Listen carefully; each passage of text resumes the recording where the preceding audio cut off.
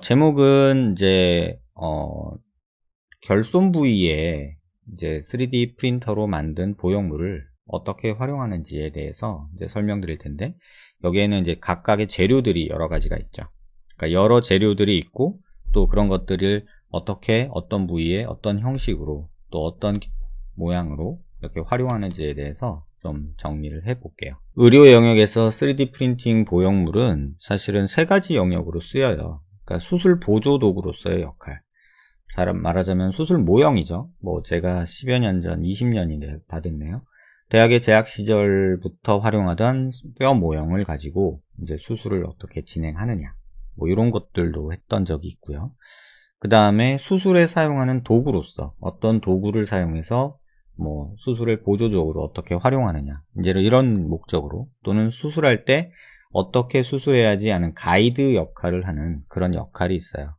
그래서 그런 두 가지 역할이 이제 가장 지금까지 많이 쓰여 왔고, 하지만 이제 인허가에서 조금 더 자유롭고요. 하지만 3번에 있는 임플란트나 또는 어떤 수술에 고정할 때 활용하는 이런 것들은 사실은 인허가도 조금 말썽이 있고 좀 힘들고요. 그 다음에 보형물 자체가 어떻게 만들어지느냐에 대한 고민도 상당히 많은 그런 내용이 있습니다.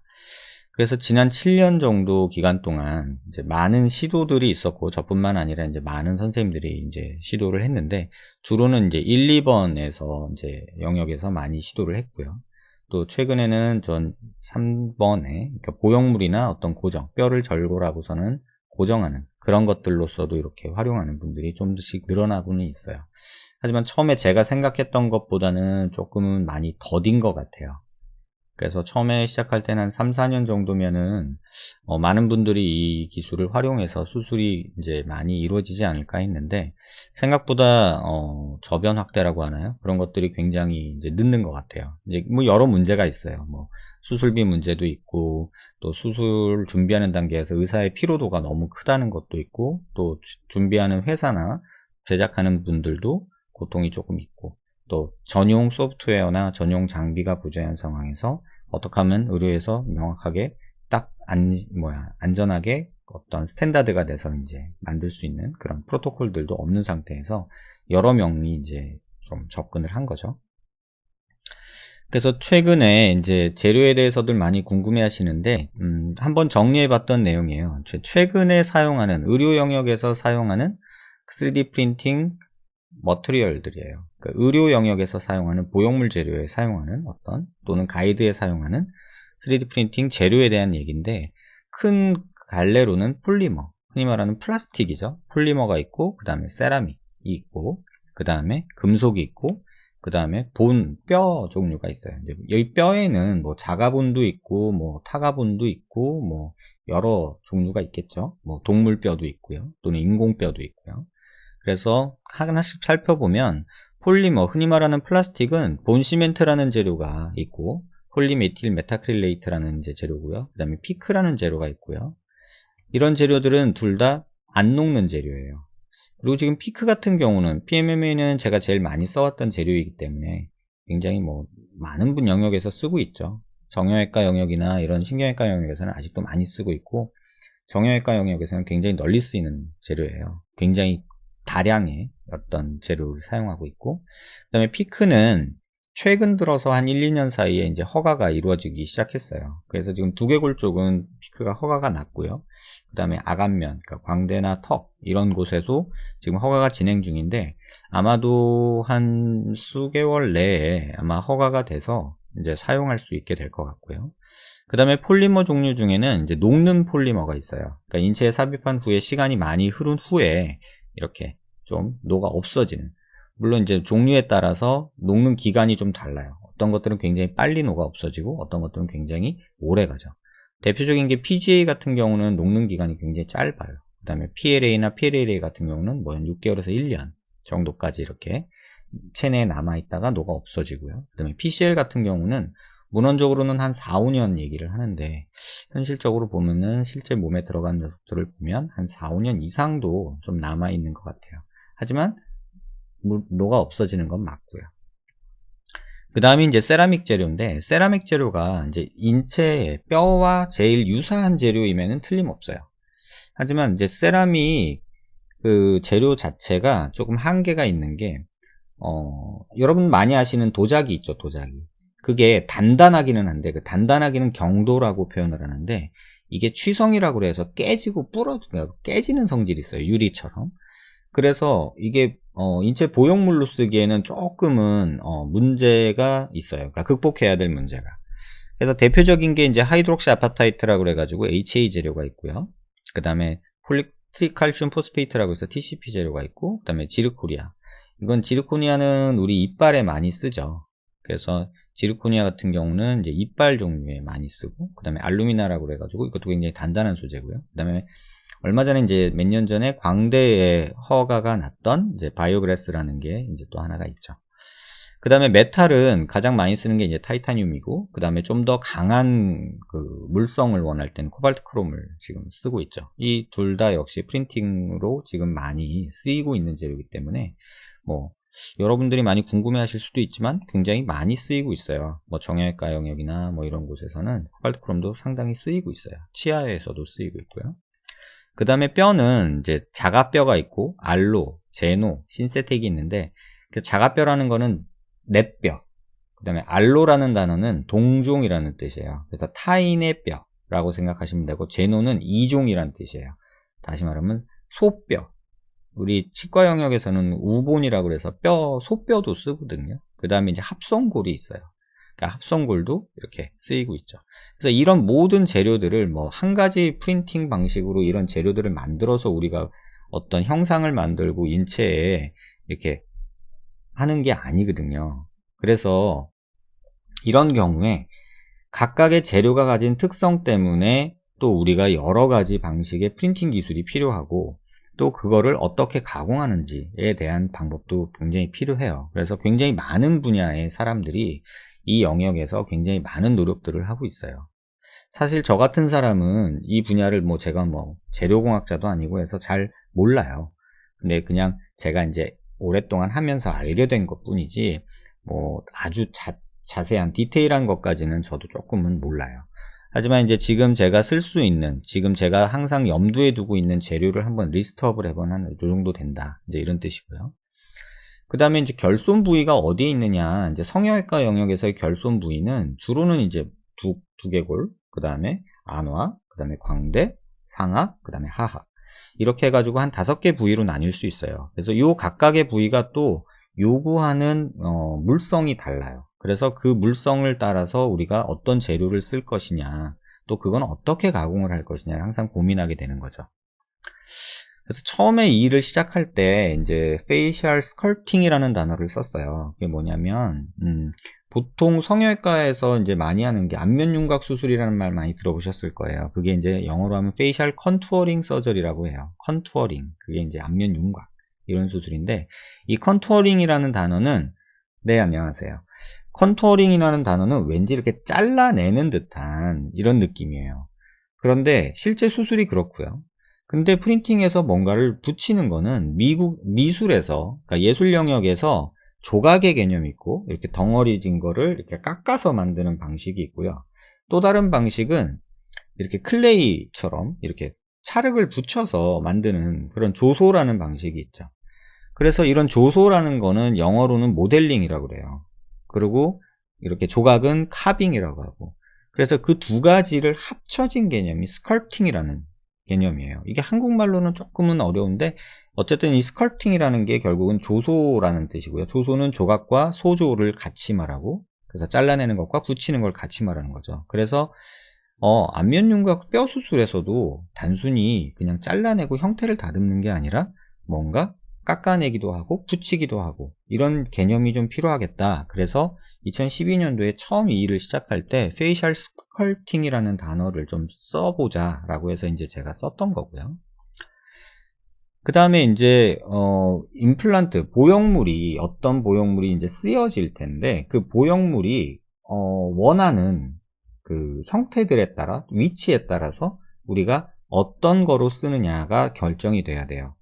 그래서 영어로는 볼류머라고 그래서 빈 공간에, 부족한 공간에 볼륨을 채워주는, 우리 그냥 흔히 말하는 필러 같은 거죠. 볼륨을 채워주는 개념의 볼류머라는 개념이 있고, 또 하나는 빈 공간, 결손 부위가 생긴 부분을 그냥 메꿔주는 그런 스페이서라는 개념이 있어요. 그 다음에 무너진 거를 세워줘야 되는, 그래서 다시 말하면 기둥 역할을 해줘야 되는 스트럭처러 개념이 있어요. 그래서 이 볼륨어 같은 경우, 그러니까 볼륨만 채워지는 경우는 그냥 볼륨만 메꿔주면 되니까 큰 물성을 요구하지 않아요. 또 스페이서 같은 경우는 빈 공간을 메꾸다 보니까 이 둘이 연결이 되게 하고 매끄럽게 되는 게 중요해요. 근데 스트럭처 같은 경우는 어떤 힘을 받아야 되거든요. 구조를 유지해야 되는 뼈대 역할을 해야 돼요. 그래서 이런 경우에는 굉장히 단단한 경도를 또 요구를 하죠.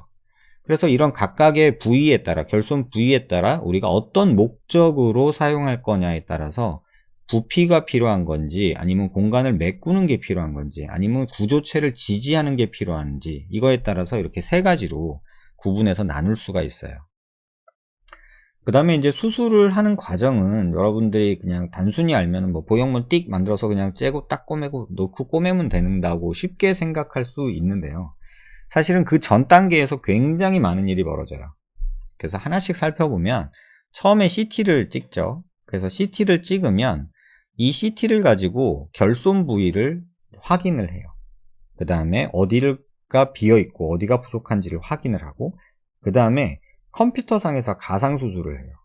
그래서 뼈를 이동시키거나 잘라내거나 이런 것들을 가상수술을 진행하게 되고, 그 다음에 어떤 보형물을 어디다 넣을지, 어떤 형태로 넣을지 그거를 컴퓨터상에서 디자인을 해야 돼요.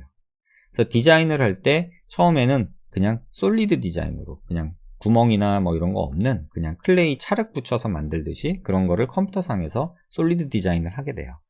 그 다음에 솔리드 디자인을 한 다음에는 고정을 어디다 할 거냐, 뼈 두께나 어느 부위에 우리가 수술할 때 접근이 가능한지에 따라서 또 고정하는 부위를 또 따져야 돼요. 그 다음에 어떤 부위는 또 피부가 덮어야 되기 때문에 피부가 미끄러지거나 돌아다니지 않도록 여기에 피부에 착 달라붙게 구멍을 송송송송 내주는 메쉬 디자인이라는 걸 해요. 그래서 어느 부분은 부러지지 않고 고정력이 있어야 되니까 솔리드 디자인을 하고, 어느 부분은 주변 피부랑 또는 조직이 잘 들어오는 걸 유도해야 되니까 메쉬 디자인을 하는 거예요. 그래서 이 디자인까지 마치고 나면 뼈 모델과, 그러니까 시뮬레이션 서저리를 한 뼈 모델과 그 다음에 보형물 디자인한 거를 이제 실제로 프린팅을 해요. 그 다음에 프린팅하고 끝이 아니라 프린팅을 해서 모델에 맞춰봐요. 그래서 중간 과정에서 또 오차가 있을 수도 있기 때문에 모델에 맞춰보고 밸리데이션이라고 해서 확인을 한번 해요. 그래서 이거 쭉 대놓고서는 요거를 이제 제대로 맞는지 확인을 해요. 그래서 또 제대로 안 맞으면 후가공을 통해서 제대로 맞게 또 만드는 작업을 해요. 그 다음에 그게 이제 병원으로 와서 환자 수술대에서 환자에게 수술을 하고, 그 다음에 수술한 후에 또 수술 후 CT를 찍어가지고 그게 제대로 됐는지 또 확인을 해야 돼요. 그래서 1번부터 8번까지의 과정이 계속 맴도는 거예요. 여러분들이 보는 거는 주로 이제 여기 8번밖에는 안 보겠죠. 수술하고 어떻게 됐나, 이제 요것만 보실 텐데, 실제 제가 하는 일에는 이 수술하고 넣고 이러는 것보다 이 앞 단계에서 굉장히 많은 시간이 저뿐만 아니라 디자인 하시는 분, 모델링 하시는 분, 뭐 프린팅 하는 기사분, 또 프린팅 하는 기계들이 굉장히 많은 시간 이렇게 일을 하게 되는 거죠. 이런 환자가 있는데 여기가 결손이 있고 이게 너무 과교정됐다, 광대가 너무 과교정됐다, 이렇게 생각하셨죠. 근데 이렇게 과교정된 거를 그러면 다시 조금 빼주고 이 금속도 제거하고 그런 과정을 여기서 다 하는 거예요, 컴퓨터상에서. 그래서 금속을 제거하고 이 스크류나 플레이트 고정된 거를 다 빼주고요. 그 다음에 뼈가 너무 과교정됐으면 살짝 이렇게 밖으로 빼주는 작업을 이렇게 하게 되죠. 이걸 컴퓨터상에서 한 후에 그 다음에 이런 식으로 빼주는 거예요. 이게 과교정돼서 코로노이드 프로세스랑 여기 있는 코로노이드 프로세스랑 광대 활이 부딪힐 수 있기 때문에 얘를 바깥쪽으로 조금 빼주는 작업을 하는 거예요. 그래서 이걸 컴퓨터상에서 이렇게 바깥쪽으로 빼고, 또 이렇게 뒷광대가 너무 많이 튀어나왔으면 이렇게 좀 다듬어요. 그래서 반대쪽도 오른쪽도 이쪽도 옆으로 빼고, 이 결손 부위에서 뒷광대가 너무 많이 남았으면 이렇게 삭제를 해서 컴퓨터상에서 정확한 내가 원하는 위치로 이렇게 위치 이동을 시켜 놓는 거죠. 그 다음에 스케치를 간단하게 해요. 내가 이런 정도의 형태의 보형물을 만들 거고 고정은 이러이러한데 하고 싶다. 이렇게 이제 제가 스케치를 해요. 그 다음에 이 부분은 특히 뭐 근육이 붙는 부위니까 여기는 좀 비워두세요. 조금 띄워놓으세요. 라고 이렇게 해요. 그러면 이제 제가 하기에는 너무 시간이 많이 걸려서 이 모델링만 전문적으로 하시는 분이 도와주고 계세요. 저는 이런 스케치를 이제 해서 그분께 보내드리는 거고요. 그래서 이 정도의 뭐 사각턱 같은 경우도 이 정도 옆으로 나오게 해주고 이 정도 나오게 해주고 여기서부터 여기까지 길이는 뭐 30mm고 그 다음에 여기는 근육 묶어야 되니까 구멍을 어떻게 파주고 여기는 뼈에 붙여야 되니까 스크류호를 만들어주고 이 귀 위치를 기준으로 이렇게 합니다. 뭐 해서 이렇게 디자인 스케치를 해서 보내요. 그러면 이런 식으로 이제 솔리드 디자인과 메쉬 디자인과 스크류 홀 디자인이 이렇게 한꺼번에 돼서 저한테 이제 파일이 오죠. 중간에 물론 수정을 굉장히 많이 해요. 그래서 수정을 굉장히 많이 한 후에 최종적으로 이런 파일이 만들어져요. 그럼 이렇게 파일이 만들어지면 이걸 실제로 뼈 모델하고 보형물하고 이렇게 출력을 하게 되죠. 그래서 이렇게 출력을 해서 또 맞춰봐요. 잘 맞는지. 그래서 안 맞으면 또 보형물을 수정하기도 하고 뼈를 어디를 수술할 때 조금 다듬어야 되는구나. 이제 이런 게 이제 만들어지죠. 이게 무슨 얘기냐면 요런 결손 부위에 요런 보형물이 만들어졌다고 생각해 보세요. 그러면은 요게 딱 맞는, 컴퓨터상에서는 맞지만 실제는 이렇게 돼서 안 들어가요. 여기서 부딪혀서.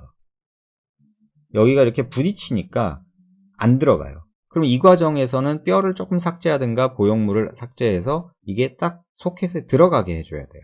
그러니까 이 과정을 출력된 보형물을 놓고서 뭐 컴퓨터상에서 디자인할 때도 고려하지만 출력된 걸 놓고서 또 고려를 해요. 그 다음에 요걸 가지고 실제 수술을 들어갔을 때는 이제 이렇게 보는 거죠. 이게 디자인된 녀석이고요. 이게 실제 출력된 모습이에요. 이게 출력된 모습이고 요게 디자인된 모습이고요. 그래서 이 녀석도 보면 이렇게 3차원적으로 이렇게 디자인된 것이 실제로 출력했을 때 이렇게 나오는 모습이에요. 그래서 굉장히 똑같게 나와요. 지금 보면. 그래서 디자인된 모습과 출력된 모습의 오차가 지금은 대략 보면 한 500 마이크로 정도, 0.5mm 언더예요. 한 300 마이크로 정도까지 지금 낮춰놓은 상태예요. 그래서 그 정도 정밀도를 가지고 이제 만들 수가 있는 거죠. 그래서 실제 수술할 때 내용 보면 디자인한 거, 모델링 한 거랑 요게 거의 똑같게 나오는 거죠. 그래서 일부러 여기서 살짝 단차를, 공차라는 걸 주거든요. 이 공차라는 거를 준 거를 실제 수술할 때 비교해 보면 그 공차가 거의 똑같은 걸 볼 수 있어요. 그래서 요 케이스 같은 경우 저한테는 되게 의미가 컸어요. 왜냐하면 저 오차를 줄이기 위해서 근 5년을 고생했던 것 같아요. 그래서 그 오차를 줄이려고 몸부림을 치다가 결국 저 케이스부터 한 300 마이크로, 그러니까 0.03mm 정도로 오차를 줄이게 된 거예요. 근데 그게 또 모든 경우에 그런 건 아니에요. 그래서 그거를 계속해서 지금 줄이려고 지금도 막 몸부림을 치고 있는 거죠. 어떻게 보면. 뭐 이제 혹자는 저랑 같이 일하시는 분은 원장님 너무 너무 거기에 집착하시는 거 아니에요? 라고 하는데 제가 그럴 수밖에 없는 이유는 딱 하나예요. 환자가 만졌을 때 매끄러워야 돼요. 왜냐면 뭐가 들어갔는데 이렇게 만졌는데 이게 그 단차가 만져져서 이렇게 꿀룩꿀룩 튀어나온 게 만져지면 이거 굉장히 예민한 분들은 신경 쓰여 하시거든요. 이 상태로 이렇게 제품이 오잖아요. 그러면은 제가 또 이 주변을 또 갈아요. 그래서 거의 칼날처럼 만들어요. 그래서 그 넘어가는 뼈랑 닿는 부분에서 이 단차가 안 느껴지게 이렇게 경계가 져서 단차가 느껴질 수 있는데 이거를 제가 또 제품을 받은 다음에 또 갈아서 이거를 완전 이런 식으로 매끈하게 만들려고 노력을 해요. 그래야 어차피 평생 가지고 살 생각으로 넣는 건데 그 조금이라도 좀 줄여서 그거를 좀 환자한테 편안하게 완전한 수술을 만들고 싶은 욕심인 거죠. 그래서 그 과정을 통해서 이렇게 수술을 하고요. 이게 모델링 한 거고 이게 실제 수술한 거예요. 지금 보시면 요 모델링한 결과대로 실제 수술이 이렇게 이루어진 거죠. 그래서 이거를 수술한 후에 또 요걸 비교해서 뭐가 잘못됐나, 어디서 조금 또 오차가 있나, 다음에 뭘 어떻게 해야 될까, 그런 것들을 지금 계속 해온 과정이 거의 5, 6년인 것 같아요. 여기 밑에 턱 수술한 거 보면 요거는 중국에 있는 대만이었을 거예요. 대만에 있는 의사가 제가 하는 걸 보고 이제 따라 하시는 분이 지금 생겼거든요. 근데 이제 그분이 한 수술이에요. 보면은 뭐 이런 데 단차 안 맞는 거, 이런 데 쪼깍쪼깍 나 있는 거, 이런 거 보실 수 있으실 거예요. 그래서 이제 보면은 아이고 이제 이 양반도 열심히 하다 보면은 이제 되겠지만, 제가 이제 요렇게까지 오는데 한 5년, 4, 5년 걸린 것 같아요. 그래서 고개를 들었을 때도 모델링 한 거랑 실제 수술 결과랑 이렇게 비교를 해보면 거의 오차가 없는 거를 이제 확인을 하게 되는 거죠. 그래서 이런 식으로 디자인 한 대로만 수술돼도 다행인데, 실제 수술할 때는 이거를 더 줄이려고 사실은 엄청 몸부림을 치고 있어요. 뭐 혹자는 뭐 간단하게 뭐 보형물 띵 만들어서 넣는 건데 뭐 이렇게 비용이 비싸고 그러냐라고 하는데, 제가 이 일을 하고서 다른 선생님들이 이제 이 일을 같이 많이 하셨으면 했는데 못 그러는 이유가, 제가 뒤돌아서 생각해 보니까 이유는 하나였어요. 저는 다른 거를 좀 포기하고 여기에 올인을 한 상태고, 그분들은 뭐 쌍꺼풀도 하고 레이저도 하고 뭐 필러도 놓고 이런 상황에서, 사실 수술은 이게 시간이 많이 걸리는, 아주 뭐 오래 걸리는 건 아니지만 준비하는 거는 수술 시간보다도 거의 한 4, 5배 이상 걸리거든요. 그러면 그만한 시간을 투자할 여력이 없는 거예요. 그래서 그 여력이 없는 부분을 기술적으로 또 풀어야 돼요. 그래서 소프트웨어적으로 풀고, 또 이제 저랑 같이 일하시는 어떤 엔지니어 분들, 모델링 하는 분들, 프린팅 하는 분들, 이런 분들하고 그 부분들을 의사가 좀 더 편하게 쓸 수 있게 이렇게 바꿔줘야 되는데, 그 과정이 앞으로 남아있는 숙제긴 한데 참 녹록치는 않은 것 같아요. 그래서 어쨌든 간에 이렇게 모델링한 거를 이렇게 실제 수술 결과에 맞게 이렇게 만드는 과정이 꽤나 고된 시간이었고, 많은 노력이, 보이지 않는 노력이 많이 숨어 있었던 것 같아요. 그 다음에 이제 요런 모식도, 요건 이제 2012년도에 제가 이 일을 시작하면서 한번 그려놨던 거예요. CT를 찍고 컴퓨터상에서 작업을 하고 뼈 모형을 뽑고, 의사가 손으로 쪼물딱쪼물딱 해서 뼈에다가 보형물을 만들어서 요걸 몸에다 딱 넣으면은 딱 맞지 않을까, 이런 생각이 들었어요. 왜냐면은 요 프린터로 재료를 뽑는 거가 쉽지가 않았거든요. 왜냐면 그런 재료를 그렇게 뽑는 거를 할 수 있는 기술이 그때까지만 해도 없었어요. 근데 그때 제가 2012년도에 시작할 때 이거를 뼈 모델을 뽑을 수 있는 거는 가능한 상태였던 거예요. 그래? 그러면은 여기다가 이렇게 보형물을 만드는 재료를 한번 활용해서 해보자 한 게 본시멘트예요. 그래서 이 프로세스를 겪는 게 이제 PMMA라고 해서 본시멘트고, 이게 장점은 원내에서 제작할 수가 있어요. 그러니까 의사가 직접 원내에서 제작할 수 있어요. 그러니까는 별도의 인허가 작업이 필요 없어요. 그리고 수술 중에 볼륨을 더 붙이거나 또는 볼륨을 줄이거나 이런 어떤 그 조정이 가능해요. 그게 어떤 메리트가 있었냐면, 어차피 저도 처음 해보는 일이잖아요. 처음에 시작했을 때는. 이게 만약에 만들었는데 수술할 때 딱 넣어봤는데 이게 안 맞으면 어떡할 거예요? 그럼 환자한테 완전 고생하는 거잖아요. 그러면 수술 중에 약간의 모디피케이션을 할 수 있어야 돼요. 맞출 수 있어야 돼요.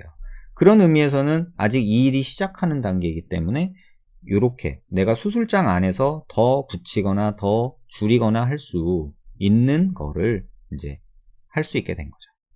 그래서 이 작업을 지금 2012년 그때부터 시작을 해서 지금까지도 해오고 있고 가장 많이 이제 했던 것 같아요. 근데 이런 것들이 단점이 또 있는 게, 이 재료가 뭐 어떤 재료가 무조건 좋다 이런 건 없어요. 각 재료마다 특징이 있는데 본시멘트 재료로도 굉장히 좋은 재료고, 하지만 이 재료의 단점이라고 하면은 뭐 뼈나 조직하고 붙지를 않아요. 그냥 몸에 들어가면 그냥 실리콘이나 이런 것처럼 그냥 이물질로 보형물로 있는 거예요. 그래서 이 과정을 또 혼자 해야 되기 때문에 의사가 굉장히 시간이 많이 잡아먹었죠. 사실은 처음 시작할 때는 누구의 도움도 받지 않고 제가 혼자서 이 일을 했기 때문에 굉장히 많은 시간을 할애해서 시행을 했던 것 같아요. 그래서 이제 처음에 한 2013년도인가 이런 경우인데, 이제 사각턱 이렇게 과절제된 환자 턱을 이렇게 좀 만들어주고, 수술 전에 이렇게 없던 거를 이렇게 만들어준 그런 경험들이 이제 있었고, 또 이렇게 개턱이라고 흔히 말하는 이런 뾰족한 턱을 약간 볼륨 있게 만들어주는 이런 작업들을 이제 하게 됐죠. 또 양악수술하고 이렇게 볼륨 차이가 많이 나는 사람한테 이렇게 볼륨을 더 메꿔주는 볼륨어로서의 역할을 이렇게 하는 작업도 했고, 양악 수술 후에 이런 축은 좋아졌지만 이렇게 차이가 많이 나는 경우가 종종 있거든요. 그래서 양악 수술 후에 오히려 더 삐뚤어졌다 이렇게 말하는 경우가 있어요. 그러니까 양악 수술 후에 더 삐뚤어진 경우에 이거는 엑시스는 더 좋아졌거든요. 분명히 이렇게 기울어진 얼굴 축이 일자로 되긴 했는데 이렇게 볼륨이 차이가 나버리니까 오히려 사람들이 볼 때는 얼굴이 더 삐뚤은 거죠. 그래서 이쪽에 그러면 뼈 볼륨을 좀 채워주자. 물론 이 경우에 여기를 더 잘라주면 안 되냐 이렇게 말할 수도 있지만 실제로 여기는 신경이 지나가기 때문에 마음껏 또 자르지도 못해요. 그러면 여기를 조금 만들어주자 해서 이쪽에 요만한 볼륨을 넣어주고 이게 수술 전, 이게 수술 후 모습이에요. 그래서 엑시스가 좋아지고 이렇게 볼륨이 좀 채워지니까 오히려 삐뚤 모습이 좀 더 나아지는 그런 모습으로 바꿔가게 된 거죠. 그 다음에 이제 뭐 많이들 아시는 무턱이에요. 그러니까 무턱이 사실은 뭐 실리콘도 넣고 지방도 넣고 필러도 넣고 할 수 있어서 굉장히 좋은 수술인데 불구하고 단점이 뭐냐면 아주 심한 무턱이 있다는 거예요. 이게 단순히 뭐 여기가 조금 없는 경우는 뭘 해도 상관없어요. 뭐 필러 맞아도 되고 진피 넣어도 되고 뭐 실리콘 넣어도 되고 돼요. 근데 이렇게 턱이 아주 작아서 하악 외소라고 불릴 만한 친구들한테는 마땅히 해줄 게 없었어요. 그래서 의사들이 사실은 방법이 없으니까 요 정도 하고 만족하자 하면서 좀 내비로 뒀던, 좀 포기했던 그런 느낌이었거든요. 근데 프린팅 재건하면서 이런 친구들한테 그러면 턱을 만들어주면 되지 않을까 해서 해봤는데 수술도 환자가 느끼기에는 되게 간단하고 뭐 금요일날 수술하고 월요일날 출근하는 분도 이제 있으니까요. 다 그런 건 아니지만 그래서 결과도 굉장히 만족스럽고 그래서 저는 이거 굉장히 괜찮다라고 생각을 하고서 또 이게 블로그에 포스팅도 하고 해서 지금 이렇게 수술한 환자도 굉장히 많아진 것 같아요. 그래서 턱이 없으면 사람이 좀 맹해 보이고 이런 느낌도 있고 또 이렇게 목하고 턱이 경계가 없는 그런 부분도 있는데 이렇게 작은 턱을 단순히 여기만 나오는 게 아니라 이렇게 옆에까지 볼륨을 줘서 쉽게 말하면 여기 턱선을 만들어 줄 수 있는 거죠. 그래서 여기 턱선이 만들어지면서 턱이 전진이 되니까 이중턱도 좋아지는 그런 결과를 만들게 된 겁니다. 또 이걸 하다 보니까 또 이제 이거 뭐 무턱인 친구들은 대부분 수면무호흡증이 있어요. 그래서 보니까 수술하고 나서 기도도 좀 넓어지는구나. 그래서 요건 데이터를 계속 지금 모으고 있거든요. 그래서 기도 확장 효과도 어느 정도는 있다. 지금 보시면 이게 앉은 자세에서 수술 전에 찍은 건데 가장 좁은 데가 한 115 정도 돼요. 근데 수술 전에 이제 누운 자세에서 찍은 CT를 보면 제일 좁은 데가 38제곱밀리미터 정도 돼요. 근데 수술 후에 앉은 자세를 보면 가장 얇은 데가 247이거든요. 여기는 115였는데 굉장히 많이 확장이 됐죠. 그래서 이런 경우들이 꽤나 있다는 거죠. 그 다음에 또 이제 한 가지는 이제 T절골인이 이제 뭐 하는 수술로 얼굴을 갸름하게 만들려는 이제 수술이 굉장히 많이 이제 만들어졌잖아요. 우리 이제 V라인 좋아하는 그 유행 때문에 그 V라인 신나게 만들다 보니까는 어떤 일이 벌어졌냐면 이렇게 매달린 턱, 뒤집어진 오메가 쉐입의 이런 매달린 턱을 가진 사람들이 만들어지기 시작했어요. 턱뼈가 없어지면 갸름해질 줄, 턱이 이렇게 잘라지면 갸름해질 줄 알았는데 여기 살이 이렇게 늘어지는 거죠. 그래 보면 이렇게 매달린 턱, 영어로는 hanging chin 또는 저는 뒤집어진 오메가 쉐입에 이렇게 늘어지고 꺼지고 늘어지는 이런 턱 라인이 꽤나 많이 보이기 시작했어요. 그래서 이거는 볼륨이 부족한 게 문제이기 때문에 이쪽에 비대칭도 교정하면서 이런 보형물로 볼륨을 좀 만들어 줬더니 이런 얼굴이 이렇게 좋아지는 거죠. 그래서 턱선을 뭐 좀 더 정상에 가깝게 비슷하게 이렇게 만드는 그런 기술로도 활용이 될 수 있겠다. 그 다음에 또 하나는 이렇게 뭐 턱에 보형물을 넣었다가 염증이 나고 막 넣었다 뺐다 하면서 이렇게 막 염증이 잔뜩 난 분이었어요. 그래서 뼈가 이렇게 녹았죠. 그러니까 이런 경우에 뭐 어쩔 수 없잖아요. 지금 막 마땅히 넣어줄 것도 없었어요. 막 보형물 넣었다가 보형물을 다 빠져내고 근데 나사는 박혀 있고 또 뭐 넣었다가 또 염증 나서 지방 넣었다가 염증 나서 또 긁어내고 진피 넣었다 또 긁어내고 막 이런 식으로 몇 번의 염증 과정을 겪으면서 뼈가 이렇게 다 녹아 없는 상황이 된 분이에요. 근데 이런 분들 지금 뭐 대학에 가서도 뭐 할 수 있는 게 별로 없다 이제 이러면서 그냥 뭐 지방이나 조금씩 넣자 이렇게 이제 했는데 요 환자분이 저한테 오셨어요. 그래서 CT를 보니까 워낙에 이만큼 있어야 될 뼈가 없는 거죠. 그래서 조금 그 빈자리 메꿔주는 보형물을 만들어준 경우고요. 그 다음에 이런 경우도 있어요. 외상. 사고가 나서 턱뼈가 부러졌어요. 근데 이렇게 여기 부러지고 여기 부러지게 된 거거든요. 여기가 부러지고 여기가 부러져서 이렇게 고정을 수술을 이제 했는데 시간이 지나면서 나을 때 뼈는 수술은 잘 됐음에도 불구하고 부러진 부분에서 이렇게 뼈가 흡수가 일어나는 거예요. 그래서 이렇게 울퉁불퉁한 모양이 돼서 이쪽 부분을 또 정상에 가깝게 만들어주는, 그러니까 외상으로 인한 것도 이렇게 만들어줄 수 있겠다, 이제 이런 거였고, 그리고 저번에 말씀드렸던 미용 목적으로 이렇게 중안면부 함몰이 되어 있고 이렇게 입 삐진 입처럼 오리 입술처럼 이렇게 나온 사람들이 의외로 조금 있는데, 이렇게 그러면 코 옆에다가 입 위에다가 이렇게 보형물을 만들어 넣어주면 이런 느낌을 만들 수 있겠다 해서 시행을 해봤는데 결과는 굉장히 만족스러운 것 같아요. 다만 코가 어느 정도 높이가 돼야 이 수술이 좀 만족스러운 결과를 만들 수 있을 것 같아요. 지금 요 인매가 변한 게 요 얼굴이 이렇게 삐져 보이잖아요. 좀 사람이 좀 뾰루퉁해 보이고, 근데 이렇게만 해놔도 조금 새초롬한 느낌이 생기면서 조금 세련돼지는 느낌이 생기는 것 같아요. 그래서 표정 지을 때도 이렇게 크게 무리 없고 불편하지 않은, 위에가 수술 전 모습이고 요건 밑에가 수술 후 모습이에요. 그래서 전반적으로 괜찮은 결과를 만들었다. 그 다음에 또 하나는 이제 두상성형이라고 해서 이제 정수리가 납작하다 또는 뒤통수가 찌그러졌다 이런 얘기를 하시면서 이제 수술을 하는 경우가 많은데, 이제 전에는 여기를 조금 째고 여기다가 이제 본심 매트를 넣어서 손으로 쪽쪽쪽쪽 이렇게 만져가지고 모양을 만들어주는 수술을 했었어요. 근데 이분이 그렇게 2번 수술을 받았는데도 불구하고 머리가 이렇게 좀 찌그러진 부분, 요런데 꺼진 부분, 요런데 울퉁불퉁한 부분이 남아있어서 뒤통수랑 정수리랑 이렇게 2번이나 하셨던 분인데, 이렇게 모양이 여기가 꺼져 있어서 환자분 말로는 이게 머리를 하면 여기가 쑥 꺼진다나? 아무튼 그런 말씀을 하셔서 수술해서 이것도 보형물 만들어서 실제 수술할 모습이고요. 또 이마에도 비슷한 일을 해서 이렇게 2번이나 이렇게 만들었는데 여기만 볼록하고 여기는 꺼져 있는, 아무래도 손으로 만들다 보니까 좀 여기 짱구라고 해야 되나요? 여기만 튀어나오고 여기가 없는 그런 모습이 2번이나 했는데도 만들어져서, 또 윗이마만 튀어나오고 여기가 없는 그런 모습이 만들어져서 저한테 오신 분인데요. 다 제거하고 좀 매끈하게 만들어서 약간 남성적으로 이렇게 조금 안화상 조금 만들고 여기 꺼지는 거 만들어서 조금 수술 안 한 자연스러운 이마를 만드는 거를 한번 해봤던 경우고요. 또 한 경우는 실리콘이에요. 이마에 저도 옛날에 실리콘 썼었거든요. 그래서 이마에 실리콘 넣어서 이렇게 좀 동그란 이마, 이게 굉장히 한땐 유행했었거든요. 여성적인 이마를 만든다고 해서. 근데 이제 실리콘의 부작용이 1년에 한두 번씩 물이 차거나 피가 고이는 경우가 있어요. 맨날 그러는 건 아닌데 여자분들 같은 경우는 생리할 때 또는 컨디션 아주 안 좋고 피곤할 때, 이럴 때 여기 막 물 차가지고 빵빵하게 돼서 아픈 경우를 느끼시는 분들이 있거든요.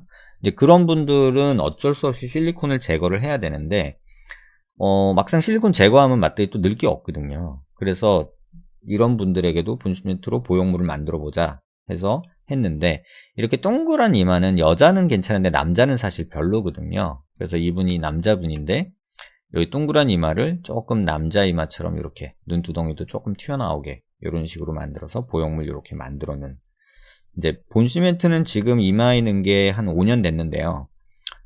실리콘처럼 피가 차거나 이런 일은 없는 것 같아요.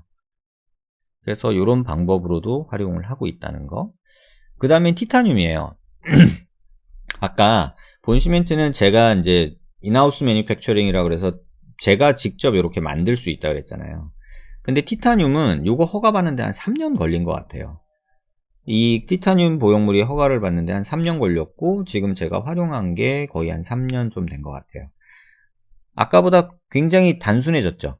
CT 찍고 모델링하고 프린터로 보형물을 뽑아서 보형물을 넣는 거예요. 얘는 뼈 모양을 뽑아서 손으로 쪼물딱쪼물딱 만들고 막 갈아내고 의사가 직접 만들어서 보형물이 만들어지면 이렇게 들어가는데, 요 단계가 없어진 거예요. 프린터가 티타늄 보형물을 뽑아버리는 거죠. 장점은 굉장히 단단해요. 단단하다 보니까는 뭐 어디 힘을 받는 데나 뭐 내 인체의 중요한 장기 같은 걸 보호하는 데에 쓸 수 있는 거죠. 또 하나는 뼈랑 융합이 돼요. 그래서 뭐 뼈랑 붙는다라는 표현을 쓰는데 정확히 말하면 뼈랑 이렇게 융합되면서 퓨전이 일어나요. 그래서 그걸 영어로는 오스테오 인덕션이라고 하는데요. 컨덕션이라는 단어, 오스테오 컨덕션이라는 단어도 쓰는데 그거는 뼈가 생성되는 거고요. 인덕션은 주변의 뼈가 자라 들어가서 붙는 그런 걸 말하는데 이런 티타늄 인테그레이션. 그래서 이런 식으로 묻어 들어가는 그런 느낌이 있고 이런 식으로 쓰이고. 하지만 단점은 이 굉장히 이게 그림으로는 간단한데 이 과정이 굉장히 고돼요. 모델을 하고 요 모델 하는데도 어떤 거는 막 4-5시간씩 걸리거든요. 아무래도 정확하게 정밀하게 만들어야 되다 보니까 이거를 만드는데 한 4-5시간 걸리는 경우가 있어요. 또 뽑는데 보통 한 요만한 거 뽑는데 출력 시간이 한 8시간 걸려요. 그리고 출력을 하고서 이게 바로 뽑아는 게 아니라 열을 식혀야 돼요. 막 레이저가 막 금속 가루를 이렇게 쏴가지고 녹여서 만드는 거기 때문에 이걸 또 식히는데 또 한 반나절 걸려요. 그 다음에 뭐 제거하고 후처리하고 뭐 이런 것들을 해서 그냥 뭘 하나 뽑더라도 그냥 근 하루가 걸려요. 입사 시간이. 그래서 기계가 굉장히 고가인데 굉장히 고가의 기계가 하루 종일 뽑아야 돼요. 또 그거를 또 포스트 프로세싱이라고 그래가지고 기사분이 또 다루시는 분이 그걸 또 정리를 해야 되는 그런 과정을 겪게 돼요. 그래서 시간은 굉장히 많이 걸리고 하지만 환자는 편해요. 왜냐면 준비하는 기간은 알아서 뒤에서 하는 거고 수술할 때는 요거 가지고 딱 넣고 꽁꽁꽁 이렇게 고정만 하면 되는 굉장히 좀 단순하죠. 그리고 많은 분들이 물어보시는데 뼈랑 붙으면은 제거가 안 되냐 이렇게 말씀을 하시는데 제거가 아예 안 되는 건 아니에요. 어떻게 이해를 하시면 좋으냐면 뼈 수술을 하고 나서 나사를 박잖아요. 나사를 박으면 나사도 티타늄 재료를 쓰기 때문에 뼈가 자라 들어가서 나사랑 붙거든요. 그래서 이런 뼈에 나사를 이렇게 박았다 이렇게 생각하면 이 나사랑 이 뼈랑 붙어요. 근데 빼려면 이걸 돌려야 되잖아요. 나사 머리로 이렇게 돌려서 뺀단 말이죠. 근데 그렇게 잘 빠지는 경우도 있어요. 근데 이게 한 5년 넘어가면요 이 뼈랑 이 나사 산이랑 완전히 늘러붙어 버리는 경우가 있어요. 그럼 나사 머리를 돌렸는데 머리통만 똑 떨어지는 경우가 있어요. 그렇지만 굳이 또 뽑으려면 그 주변을 파서라도 뽑을 수는 있어요. 또 하나는 나사 머리가 이렇게 있으면 주변에서 뼈가 이 나사 머리를 덮어버리는 경우가 있어요. 그러면은 오래된 나사는 못 뽑는다 이렇게 말씀하시는 분도 있거든요. 근데 뽑을 수는 있어요. 어떻게 하냐면 나사산에 그 십자 모양이든 뭐 어떤 사각형이든 별 모양이든 이렇게 홈이 있잖아요. 그 안으로 뼈가 꽉 차요. 그러면 이제 못 뽑는다고 말씀하시는데 전 개인적으로 그걸 다 파요. 뼈를. 그걸 다 파가지고 나사 머리가 들어가게 제가 드라이버를 가진 거가 들어가게 그걸 일일이 다 파요. 그래가지고 돌려서 빼요. 그래서 못 빼지는 않아요. 뺄 수는 있는데 굉장히 고되다는 거예요. 그래서 굉장히 신중하게 결정을 해야 된다. 이제 그런 단점이 있다고 할 수도 있겠죠. 하지만 또 하나는 이제 수술 중이나 수술 후에 요거를 수정하는 게 제한적이에요. 아까 본시멘트 같은 경우는 크면 더 붙이기도 크면 더 줄이기도 하고 작으면 더 붙여서 크게 만들 수도 있다고 했잖아요. 근데 티타늄 같은 경우는 그렇게는 못해요. 그 다음에 요 케이스가 이제 인허가가 3년 걸렸다고 그랬는데 이제 이 환자가 아마 국내 아니라 광대에 이렇게 결손된 걸로는 거의 세계 최초일 거예요. 이 환자 준비하는데 여기서부터 여기까지 가는데 3개월 걸렸던 것 같아요. 처음에는 막 서로 처음 해보니까 힘든 거예요. 저도 처음 해보니까 여기 이렇게 만들어주세요 스케치를 해서 보냈더니 이 디자인 하시는 분이 이해를 못해요. 그래가지고 이렇게 퍼티라고 해서 고무차룩 같은 걸로 이렇게 뼈에다 만들어서 보내줬어요. 말로는 이렇게 쭉 한 장인데 이 과정에서 여기까지 오는데 3개월 걸렸어요. 그래서 3개월 동안 요거 갖고 씨름해서 준비해서 만든 보형물이고 실제 넣는 거는 1시간 반 걸렸나 그래요. 그래서 굉장히 단순한 수술이었지만 준비하는 과정에서 굉장히 어려웠던, 하지만 이게 아마 거의 세계 최초일 거예요 아마. 그 다음에는 이 환자분도 턱이 이제 없는 분인데 요 뒤로 요게 또 앞으로 당겨 올라갔고, 그래서 요 뒤로 넘어가고 그 다음에 요 빈대 제자리로 갖다 놓고 그 다음에 이 빈대에 보형물을 만들어서 이렇게 고정을 했던, 이건 모델링 한 거고, 이건 수술하는 거.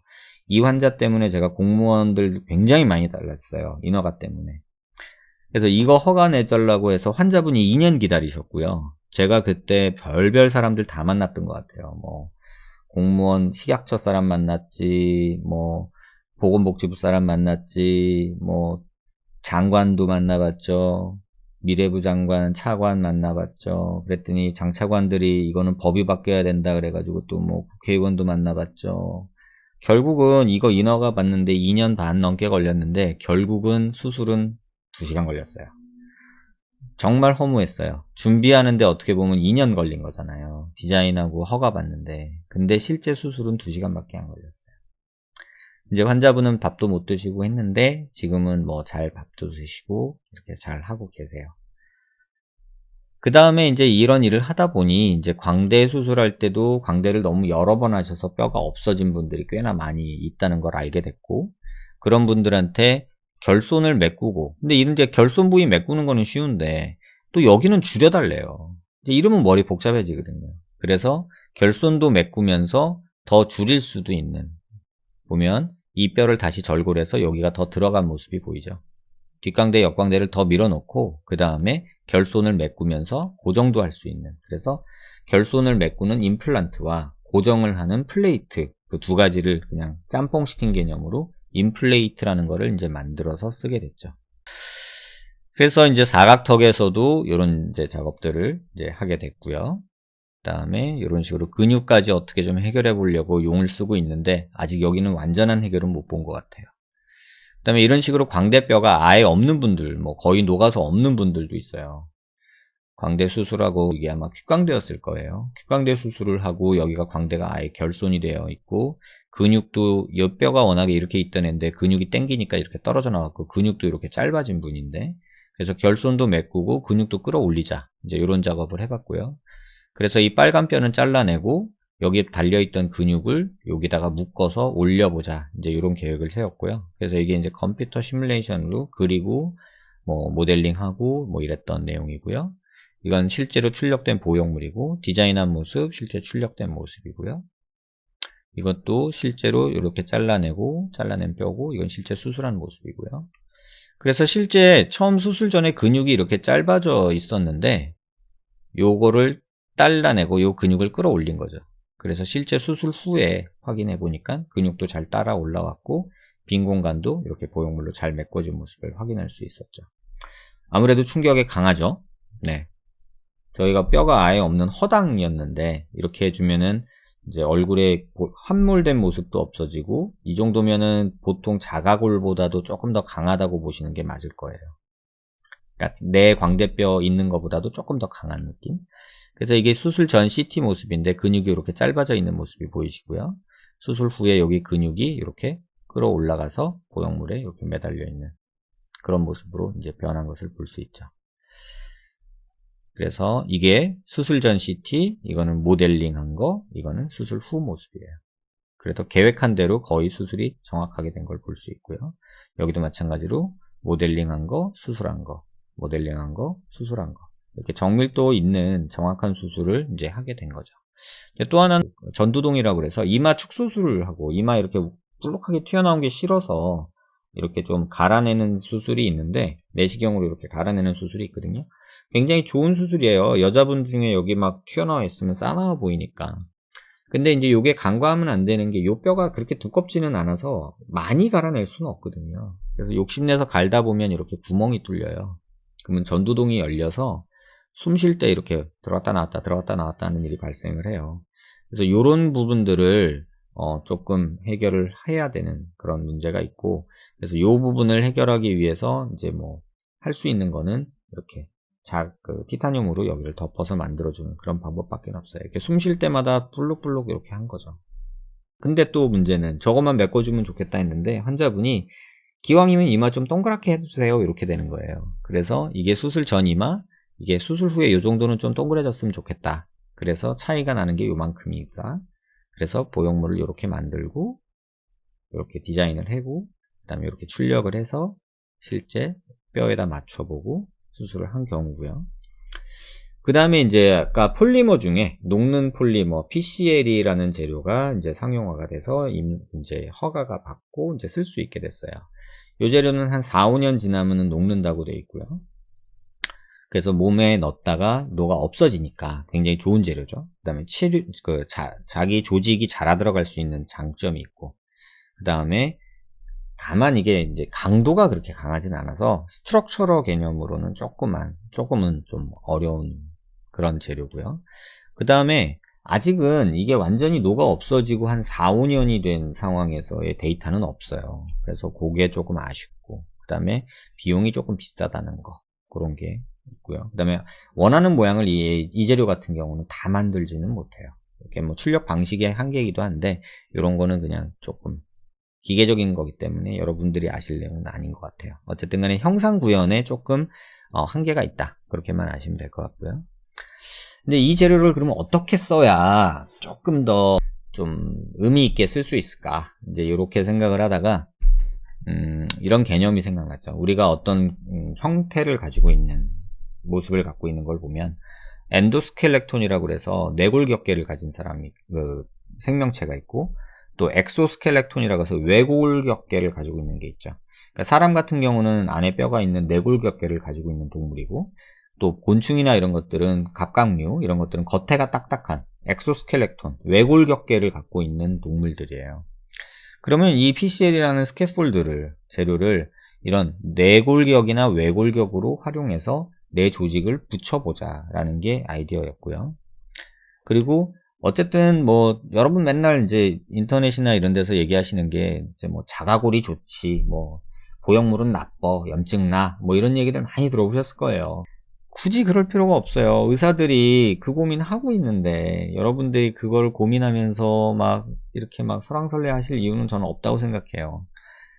어떤 개념으로 그냥 쉽게 이해하시면 되냐면, 자가골은 좋아요. 그런데 흡수돼요. 그리고 형태가 내 맘대로 안 돼요. 그래서 이거는 마치 그런 것 같아요. 우리 내연기관 자동차 있잖아요. 근데 이게 막 출력도 좋고 힘도 좋고 지금 뭐 오래 썼으니까 사람들이 다 좋다고 해. 하지만 결정적인 문제가 있잖아요. 기름 들어가고 뭐 매연 생기고 탄소 배출하고 뭐 이런 문제가 생기잖아요. 그 다음에 뭐 오일 갈아줘야 되고 뭐 이런 문제들. 근데 전기차, 배터리, 모터 이거 좋잖아요. 근데 이렇게 바뀌어가는 거예요. 그 중간 단계에서 하이브리드 엔진이라는 게 있잖아요. 그래서 내연기관과 모터가 같이 들어가요. 마치 지금 단계는 그런 단계 같아요. 우리가 이 자가 조직으로 뭔가 형태를 만들고 뭐 이렇게 모양을 만들고 싶지만 아직은 그게 기술적으로 조금 어려워요. 그러다 보니까 그 중간 단계를 넘어가는 거죠. 그래서 중간 단계로 활용할 수 있는 게 PCL 제로라는 개념이고요.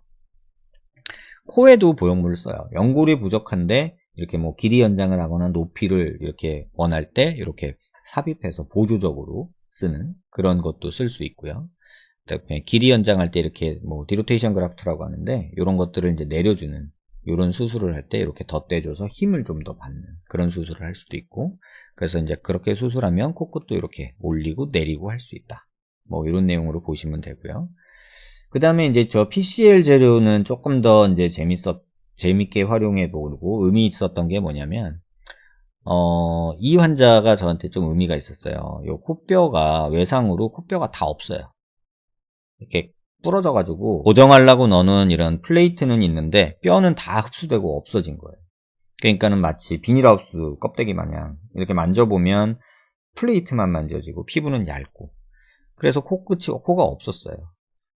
워낙에 뼈는 부러지면요, 붙을 때 일단 한번 녹았다가 생기면서 붙어요. 그런데 그냥 가만히 잘 붙여 놓는다고 얇은 뼈들이 그냥 다 붙지 않아요. 대부분 녹아서 없어지는 녀석들이 꽤나 많아요.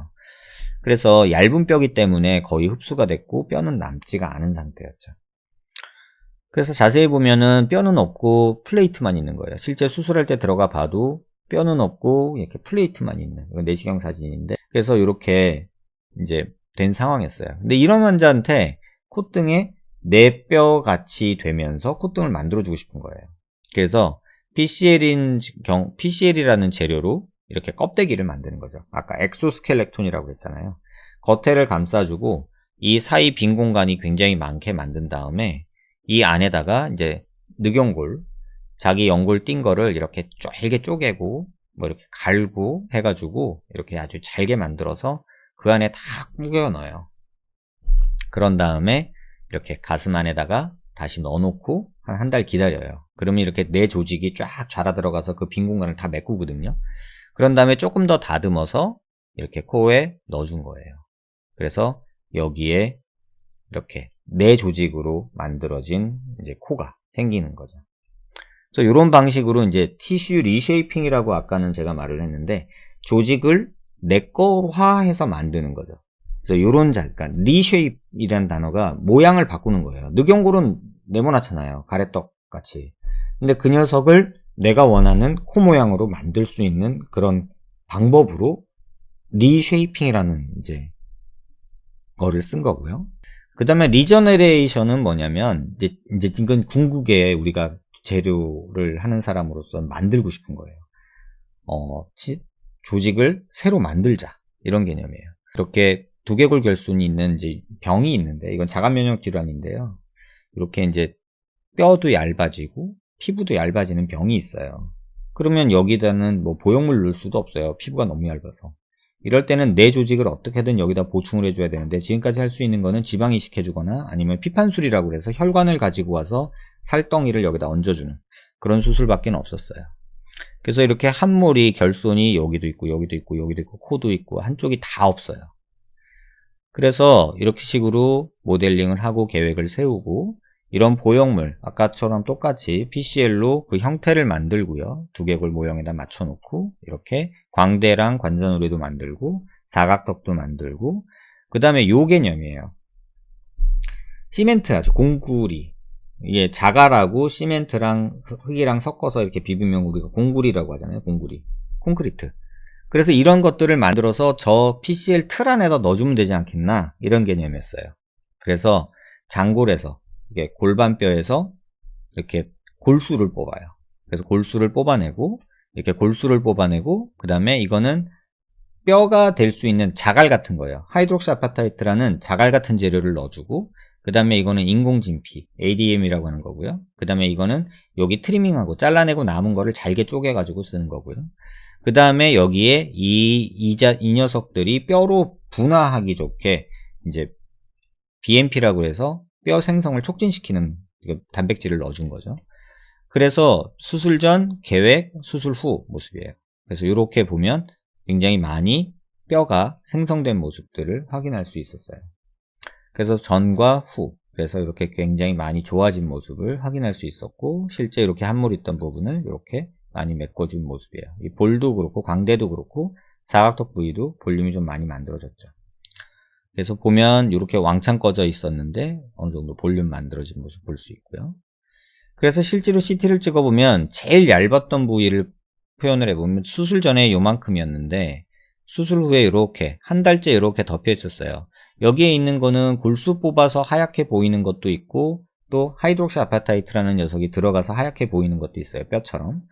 근데 4개월이 되니까 이 똑같은 부위인데요. 요 빈자리들이 다 뼈가 생성이 되는 모습들이 보였어요. 지금 여기 보이는 요런 그 까맣까맣한 거는 PCL이 아직 안 녹은 거예요. 그래서 수술 후 한 달째 보면은 하얗게 보이는 게 4개월째 하얀 게 확 증가했죠. 이건 뼈가 생성이 되는 거예요. 그래서 이거는 아까 말씀드린 티슈 리저너레이션을 이렇게 만드는 내가 원하는 형태대로 그런 방법으로 이 방법을 활용을 하는 거죠. 그래서 이런 것도 이제 조직공학, 조직공학도 들어가고, 프린팅, 기계공학도 들어가고, 어떤 성형외과, 이런 것도 들어가고, 그 다음에 분자생물학도 들어가요. 왜냐면 BMP라는 거는 또 다른 또 프로테인이기 때문에. 그래서 이런 것들이 이제 기존의 뼈 이식으로 할 수 없던 원하는 형태를 가지면서 안정적으로 뼈를 만들어내는, 기존의 뼈 이식은 만들어져 있던 거를 갖다 붙여서 잘 살기를 기도하는 거거든요. 근데 실제로는 잘 안 살아요. 굉장히 구멍 송송송송 뚫린 듯이 빵꾸 나서 흡수도 되고 막 이러니까. 근데 이런 식으로 수술을 하면 방법이 이제 생기지 않겠나 해서 이제 시도를 했던 거고, 이런 많은 방법들을 지금도 시행을 하고 있고요. 아직 여러분들에게 말씀드리기엔 조금 빠른 그런 것들도 많이 지금 연구를 하고 또 여러분들하고 대화를 하고 있어요. 이게 저 혼자 하는 일은 아니고요. 이제 3D 프린팅 융합의료학회라 그래가지고 재료연구소에서 하시는 분도 있고요. 그 다음에 공학자들도 있고요. 그 다음에 이제 아산병원의 김남욱 교수님하고 이제 그분하고도 같이 일을 하고 있고요. 그래서 이런 기술들을 다 활용해서 중국에 가는 거는 의학이 가야 될 방향은 이런 조직재생과 결손부위를 메꾸는 이런 방향으로 가야 된다는 거에는 뭐 이견이 없어요.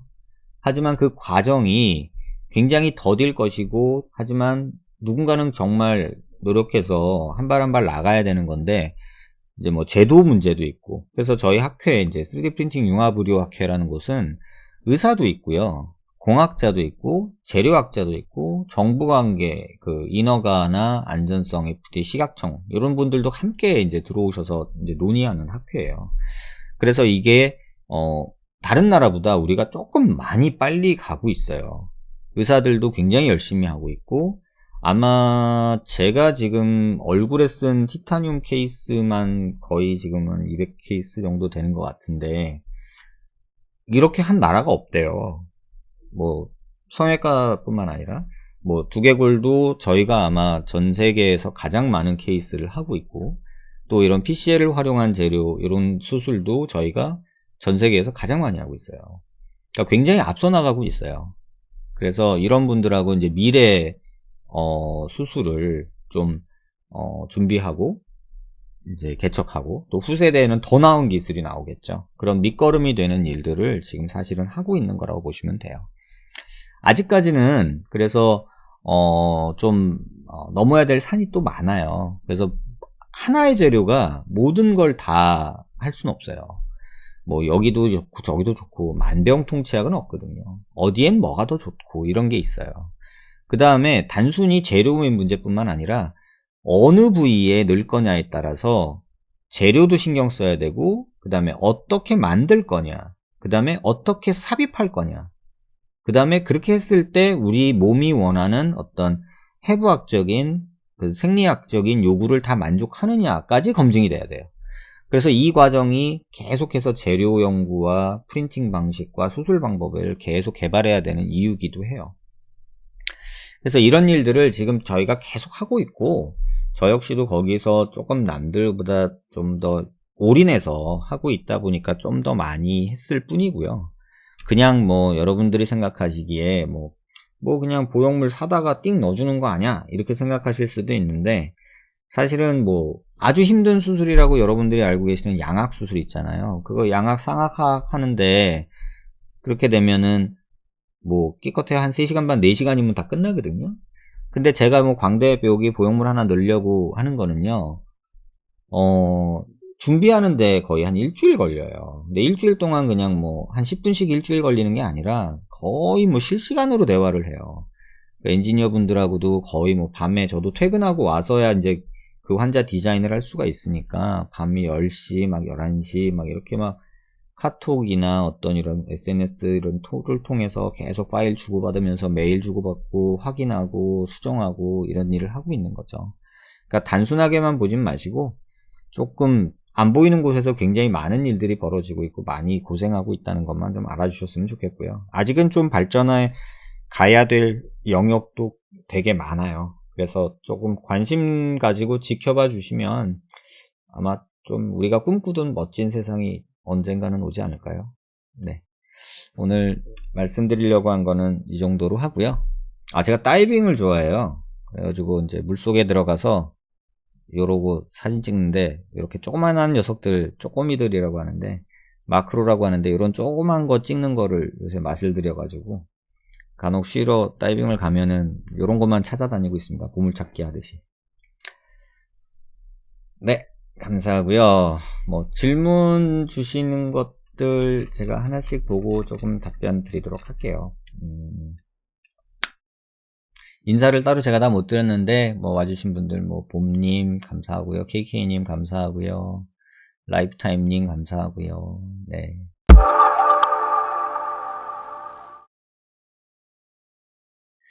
주주씨가 뒷광대 재수술 8일째인데 수술 전보다 더 딱딱하고 커졌어요. 콩알처럼. 저번에도 비슷한 질문이 있지 않았나요? 거의 피고였거나 부었거나 둘 중 하나예요. 일단은. 근데 뒷광대를 그냥 갈아주기만 한 건지 아니면 뭐 재절골을 했는지에 따라서도 조금 다르게 봐야 될 텐데, 주주님 이거는 수술해 주신 선생님한테 한번 확인해 보시면 가장 정확할 것 같고요. 만약에 정 불안하시면 병원 한번 오세요. CT 찍어서 한번 확인해 보고 만져보면 알 것 같아요. 보통 언제 없어지나? 근데 뭐 보통은 없어요. 사람마다 살결이 다르겠고 그래서. 그런데 저는 개인적으로 보면은 대략 그래도 한 달은 더 넘게 걸리는 것 같아요. 어쨌든 재수술한 흉살이어서 오래 걸렸던 것 같아요. 이건 아이디가 뭔가요? ICJJFJD 이거 어떻게 읽어야 될지 모르겠는데요. 광대의 티타늄 임플레이트 하면 충격에 약하진 않고요. 뭘 몰라서 하는 얘기죠. 어느 선생님 블로그에 티타늄 임플레이트 하면 자칫 약한 충격에도 눈이랑 갖고 와서 눈을 뚫다고, 이거 누가 이런 얘기 하는지 제가 알거든요. 뭐 모르면 그냥 모른다고 하지 뭐 이런 소리를 해요. 지금 이 논리면은요, 턱 수술하고 광대 수술하고 나사 박은 게 눈을 찔러서 눈이 먼다는 얘기인데 이런 말도 안 되는 소리를 할 수 있을까요? 안 해봐서 저러는 것 같아요. 감사합니다. 라이프타임님. 직업에 이 정도의 열의를, 뭐 그렇습니다. 라이프타임님 말씀하신 것처럼 최근에 이렇게 턱 갸름해지려고 수술했다가 이렇게 막 턱살 늘어지는 친구들이 꽤 보여요. 제가 이렇게 저도 인스타를 하는데 인스타 이렇게 보다 보면 가끔 뜨는 친구들 있잖아요. 보면은 오우, 턱에 필러를 맞았는지 어떻게 됐는지 이렇게 우리 흔히 말하는 마녀턱처럼 아무리 갸름한 게 좋다고 저렇게 하나? 이런 생각이 들 정도로 조금 불편해 보이는 것도 있더라고요. 제거요? 제거는 그냥 뭐 열어서 뽑아내면 되는 거기 때문에 뼈가 뜯어지는 건 아니고요. 그러니까 뼈를 살짝 먹고 가죠. 예를 들면 어떻게 말씀드리는 게 제일 좋을까요? 우리가 뭘 넣었을 때 달걀 노른자 빼듯이 쇽 나오는 게 있고요. 귤 껍질 까듯이 하얀 게 묻어 나오는 경우 있잖아요. 그런 것처럼 그 귤 껍질 까듯이 하얗게 묻어 나오는 게 뼈가 그렇게 하얗게 묻어 나올 수는 있죠. 턱이 없어지면 신경은 잘려 있는 경우였고요. 아까. 네. 충격에는 그냥 내 뼈보다는 금속이 훨씬 더 강하죠. 저 티타늄으로 턱 수술하신 분이 몇 분 계시는데요. 그 격투기 하시는 분이 계셨어요. 주짓수인가? 네, 뭐 이렇게 하신다고 본인은 티타늄으로 하고 싶다고 해서 그렇게 티타늄으로 해드린 분이 있었어요. 뭐 격투기 선수인데 어쩔 수 없죠. 기술은 계속 발전하겠죠. 티타늄 하면 약하다고 그러는데 도대체 무슨 논리일까요? 아니, 이 뼈가요, 그냥 우리가 재료공학 하시는 분들이 이 물성을 테스트할 때 사람 뼈랑 똑같은 사이즈, 똑같은 형태로 금속이랑 놓고서 이렇게 부러뜨려 보는 걸 하거든요. 티타늄이 약하면은 도대체 뼈가 얼마나 강하다는 거죠? 그 수치를 보면은 티타늄이 아무리 뭐 그래도 4배에서 10배까지 강해요. 그러니까 티타늄이 약하다고 말하는 분들이 있으면 정말 모르는 사람이에요. 윤곽 수술한 지 6개월째인데 현주곤주님, 오른쪽 4개월 됐을 때 오른쪽 T졸골 턱끝 부분에 염증 생겨서 다시 열어서 세척하고 균 검사하니 녹농균 나왔는데 재수술하거나 괜찮았어요. 근데 이제 또 왼쪽이 아파요. 염증이 생기는 원인은 정말 다양해요. 뭐 수술할 때 일부러 뭐 거기다가 균을 넣지는 않잖아요, 우리가. 근데 수술할 때 너무 뼈를 많이 잘라내면 뼈가 피를 못 받아서, 그러니까 피를 못 받으면 막말로 이제 그런 거죠. 뼈가 고사당해요. 그러면은 뼈가 흡수되면서 녹거든요. 근데 그 녹는 과정이 염증 반응이 일어나면서 흐물흐물해질 때 거기에 균이 자라 들어갈 수 있어요. 일단 그런 게 하나 있고요. 또 하나는 입안 상처로 침이나 음식물이 들어가는 경우도 간혹 있고요. 또 하나는 뭐 이 전체적으로 여기가 엄청 부었다가 피가 고였다거나 이렇다가 이게 피가 흡수돼야 되는데 흡수되지 못하고 이렇게 모여서 고여 있으면서 썩은 경우도 있어요. 그러니까 그거는 수술 후 관리에서 대부분 결정이 되는 거기 때문에 염증의 원인은 정말 100만 가지도 넘는 것 같아요. 그런데 뭐다 이렇게 말씀하실 건 아닌 것 같고 수술해준 선생님이 그 상황에 맞게 잘 대처해 주시면 괜찮을 것 같아요. 뼈가 흡수되는 거는 말씀하신 대로 이렇게 고정된 채로 흔들리면은 흡수되기도 해요. 근데 코같이 얇은 뼈는 꼭 그렇지 않아도 부러진 이유만으로도 흡수가 돼요. 유화각 먼저 하고 마지막에 받으실 것 같아요. 이게 무슨 말이죠? 아, 연금술? 유화각이 뭐죠? 모르겠네요. 네. 기존 뼈보다 튼튼한가요? 까르르 요정님? 기존 뼈보다는 약할 거라고 봐요. 그러니까 재생된 뼈는 또는 이식된 뼈는 기존 뼈보다는 약한 게 일반적이에요. 그렇죠. 저렇게 하면은 뼈 이식이 크게 필요 없겠죠. 그러니까 여러분들이 그냥 말할 때 그냥 뭐 튼튼한가요, 약한가요 이런 이분법적 사고하지 마시고요.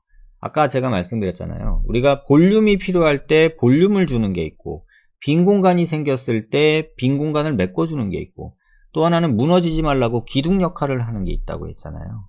그래서 뼈 이식은 이렇게 기둥 역할을 하기에는 조금 불안해요. 그런데 볼륨을 주거나 형태를 주기에는 괜찮죠. 하지만 녹아 흡수되기 때문에 그마저도 예측이 불가한 게 단점이에요. 그래서 저는 개인적으로 뼈 이식은 안면골에서는 의미가 없다고 생각하는 입장이고요. 아까처럼 뼈를 유도해서 생성하는 거는 의미가 있어요. 그렇다고 그게 강도가 아주 뛰어나다고 기대하진 않아요.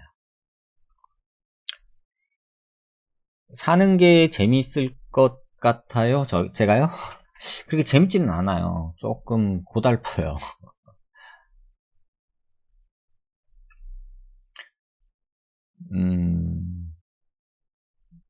제가 뭐 노력을 뭐 많이 뭐 안 하는 건 아니지만 뭐 저 말고도 열심히 정말 하시는 분들 많죠. 그리고 아까 그 공구리 뼈로 되는 게 인공뼈가 아니고요. 인공뼈와 뇌뼈가 섞여 있는 건데요. 거의 뇌뼈라고 보시면 돼요. 네. 뼈 생성을 유도하는 거예요. 오스테오 컨덕션이라고 하는데 그걸 유도하는 작업을 하는 게 아까 그 작업이에요.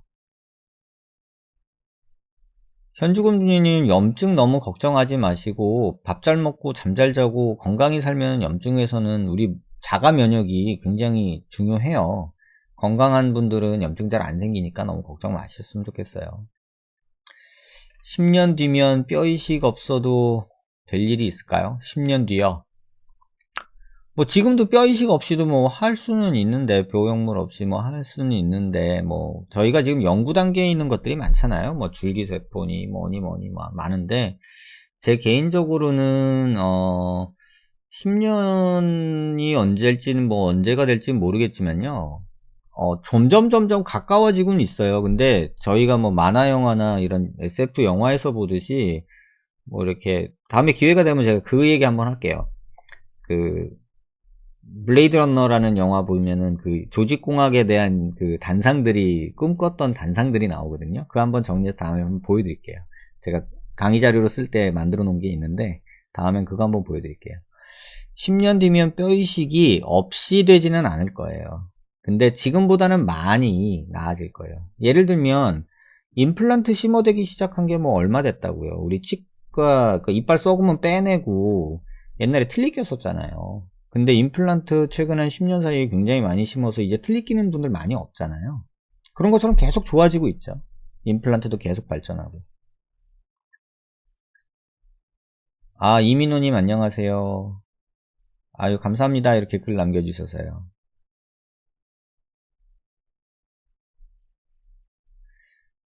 생착이 되면 CT 찍어도 티가 안 나나요? 아무래도 나죠. 뭐 만들어진 뼈가 완전히 멀쩡하리라고 보진 않아요. 근데 이게 시간이에요. 한 10년 정도 흐른 다음에 그 PCL이 다 녹고 나면 내 뼈로 완전히 딱 덮이고 나면 그때는 진짜 긴가민가 할 것 같아요. 주짓수 선수가 임플레이트 그런 분들이 하라고 만든 수술입니다. 그렇게 뭐 정상인들이 여기 막 두드려 맞을 일 없잖아요. 근데 뭐 임플레이트 같은 거는 굉장히 단단하기 때문에 뭐 그런 분들이 걱정하시는 분들이 이제 하는 게 더 좋게 만든 겁니다. 광대 과교정 되면 뒷광대에 갈아도 의미 없나요? 과교정 되면은 꺼내야죠. 그러니까 광대가 이렇게 있었는데 과교정이 됐다는 건 이렇게 된 거잖아요. 근데 뒷광대를 갈면 뭐예요? 과교정 됐으면 얘를 꺼내야죠. 그래서 조금 좀 고민하셔야 될 것 같아요. 뒷광대 얘기랑은 광대 과교정이랑은 상극입니다. 염증 무섭죠. 유튜브 하이. 네, 강지훈님. 40세가 넘어서 윤곽 수술하면 안 좋나요? 처짐이나 등등 궁금해요. 솔로몬님 질문 주셨는데요. 솔직히 말하면 제가 66세까지 윤곽 수술 해봤거든요. 근데 젊은 사람 수술한 것보다는 확실히 좋을 리가 없죠. 이미 40세가 넘으면 볼이 처져 있는데 제가 저희 누님을 45세 수술을 시켰거든요. 근데 그때 제가 누님한테 수술하고 나서 무조건 리프팅 하자 이렇게 얘기를 하고 했어요. 근데 40세 넘어가면 일단은 처지는 거나 늘어지는 거나 이렇게 뼈가 볼륨이 줄어들어서 생기는 문제에 대해서는 한 번은 고민은 해봐야 될 것 같아요. 아, 유하가 그 뜻이었어요. 유튜브 하이? 누가 유하하는 거 봤는데 뭔 소린지 몰랐는데 하나 배웠네요. 현주공주님, 수술할 때 과하게 깎지도 않았고 그렇다고 싸구려 성형외과에서 진행한 것도 아니고 수술 후 초기 입안 상처 아물 때도 잘 관리했습니다. 이게 수술하고 별로 안 돼서 염증 나면 그럴 수도 있는데 4, 6개월 지나서 염증 나고 아프니 우울해요. 지금 4개월, 6개월 넘었으면요. 그 고정한 플레이트나 스크류를 빼도 되거든요. 근데 몸에 이물질이 없으면 염증 생각 안 해도 되니까요. 지금 4, 6개월 지났다면 그 플레이트나 고정할 때 쓴 그 스크류들 제거하는 거 한번 고민해 보셨으면 좋겠어요. 뼈를 유도해서 생성하는 게 강도가 많이 약한 건 아니고요. 주짓수 취미로 하시면 이렇게 유도하는 거는 솔직히 저는 권하지 못할 것 같아요. 근데 그보다도 중요한 게 지금 환자분 남아있는 뼈가 얼만큼 있느냐가 더 중요한 것 같아요. 그걸 보고 결정해야 됩니다. 단두형이 장두형 되는 수술은 10년이 아니라 100년이 걸리잖아요. 지금도 할 수는 있어요. 근데 이제 굉장히 목숨 걸고 해야 되는 수술이라는 게 문제죠. 지금도 크루조닌이 뭐 이런 그 유전병 같은 게 있거든요. 근데 그런 병들은 지금도 그런 수술을 합니다. 근데 그게 이제 생존에 달렸을 때는 그런 수술을 하지만 우리가 미용 목적으로 이 수술을 하기에는 너무 커서 위험성도 있어서 안 할 뿐입니다. 공상과학 영화가 참 재밌는 것 같아요. 저는 제가 일을 하면서도 제가 이쪽 일을 좋아해서 그런지는 모르겠지만 과교정으로 유자님 과교정으로 인해서 다시 재고 교정할 때 다시 자르고 뼈가 많이 약해지는 게 아니라 과교정 재수술할 때 뼈가 약해지는 게 아니고요. 남아있는 뼈가 얼만큼이냐가 중요해요. 항상 중요한 건 재수술을 고민할 때는 뼈가 얼만큼 남아있느냐가 중요하지 뭐 다시 자르고 붙였다고 뭐 약하고 이런 것보다도 남아있는 뼈가 여유로우면 수술도 안전하게 할 수 있고 남아있는 뼈가 모질라서 항상 문제인 거죠. 아치 1mm 떨어져 있는데 그럼 무시하셔야죠. 뼈가 아까 귓광대 하시는 사례처럼 광대가 녹을 수도 있나요? 아니 체부 다 붙어 있다는데 왜 녹아요? 장두단도 할 수는 있어요. 굉장히 오래된 수술 방법이 있어요. 하지만 그게 생명을 위협하는 그런 상황이 아니면 사실은 그런 수술은 하지 말자 이런 거죠.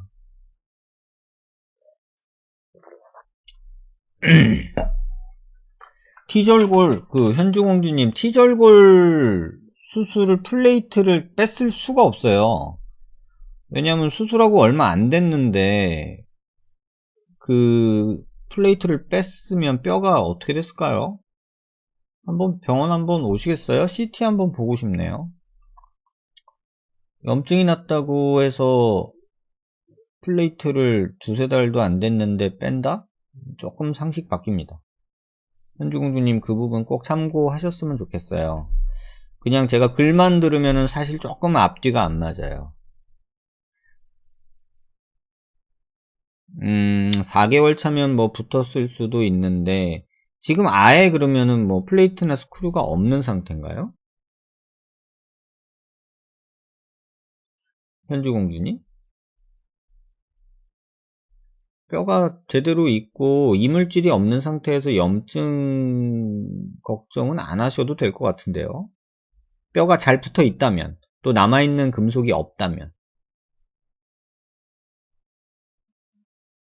바이럴을 어떻게 잘 하시나요? 저는 수술비는 그냥 정해놓고요. 그 누가 봐도 똑같이 받는 게 맞다고 생각해요. 뭐 할인 이벤트니 모델 이벤트니 이런 거는 개인적으로 썩 좋아하진 않습니다. 광대 수술할 때 근육을 리프팅하여 올려 고정한다는 식의 설명을 보셨죠? 네. 그래서 리프팅이, 볼처짐이 방지가 되면 참 좋겠네요. 근육을 어떻게 올린대요? 근육이 어떤 근육을 올린대요? 그리고 광대 수술할 때 어떤 근육을 어떻게 올리는지 정말 궁금합니다. 선생님이 KK님. 아니요, KK님. 제가, 정말 비추하는 환자들은요, 저는 안 합니다. 라는 표현을 써요. 저는 안 할래요. 이런 표현을 써요. KK님. 계속해서 저한테 오시는 분 있거든요. 왜 안 해주냐고. 근데 저는 제가 안 하는 게 낫겠다 판단하면 그냥 환자분이 너무 하고 싶다 그러면 저는 그렇게 말해요. 아니 저는 안 할래요. 다른 병원에서 하시도록 하는 게 낫지 이렇게 말씀을 드립니다. 광대만 있고 턱 쪽엔 없는데 턱에 왜 자꾸 염증이 생기는지. 그러니까 현주공주님 지금 말씀으로만은 제가 드릴 수 있는 게 없고요. 아까 말한 대로 뼈가 잘 붙어 있고 플레이트 스크류가 없다면 턱의 염증은 턱 수술 때문이 아니라 뭐 남자분인지 여자분인지 모르겠는데 뭐 남자분의 경우는 이런 수염에서 나오는 폴리큘라이티스라고 해서 모낭염도 있고요. 여러 가지 있을 수 있어요. 그러니까는 한번 병원을 한번 와서 CT를 한번 찍어보고 제가 말씀드리는 게 맞는 것 같아요. 지금 이렇게 얘기해봤자 서로 그냥 엉뚱한 얘기만 계속하게 될 것 같아요. 근데 진짜 궁금한데 IC, JJ, FJD 이거 어떻게 읽어야 됩니까? 아치 1mm 벌어져 있는 건 무시하세요. 아유, 막 그런 거 1mm, 아치 쪽 1mm는 무시하십시오. KK님 그 정도는 아니었나요?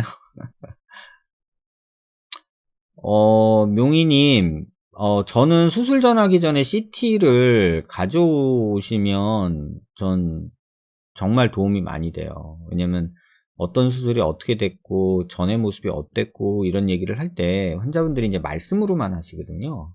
사실 그러면 그냥 말은 참고만 할 수밖에 없어요. 뭐 또 환자분들이 그렇게 얘기하시죠. 뭐 전에 선생님이 수술하실 때 이렇게 하셨대요. 근데 수술한 CT 보면은 전혀 반대인 경우도 많거든요.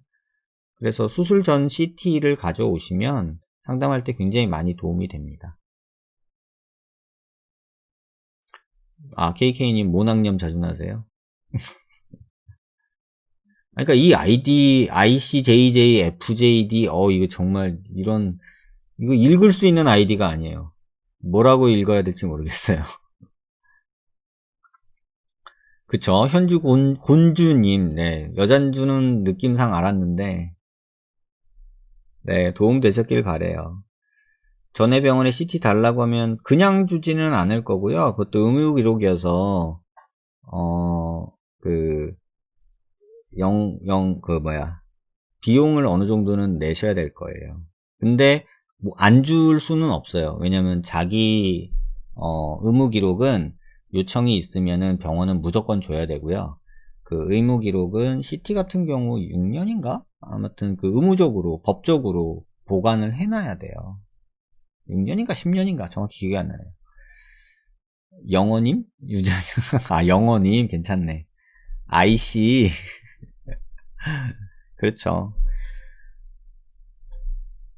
아무튼, 여러분들한테, 좀 도움을 되고, 제가, 일을 오래 하면서, 이제 블로그도 하고, 했는데, 여러분이 제가 제일 답답했던 건, 왜 의학 정보를, 카톡이나 단톡이나 어떤 카페나 이런 모르는 사람들끼리 공유할까요?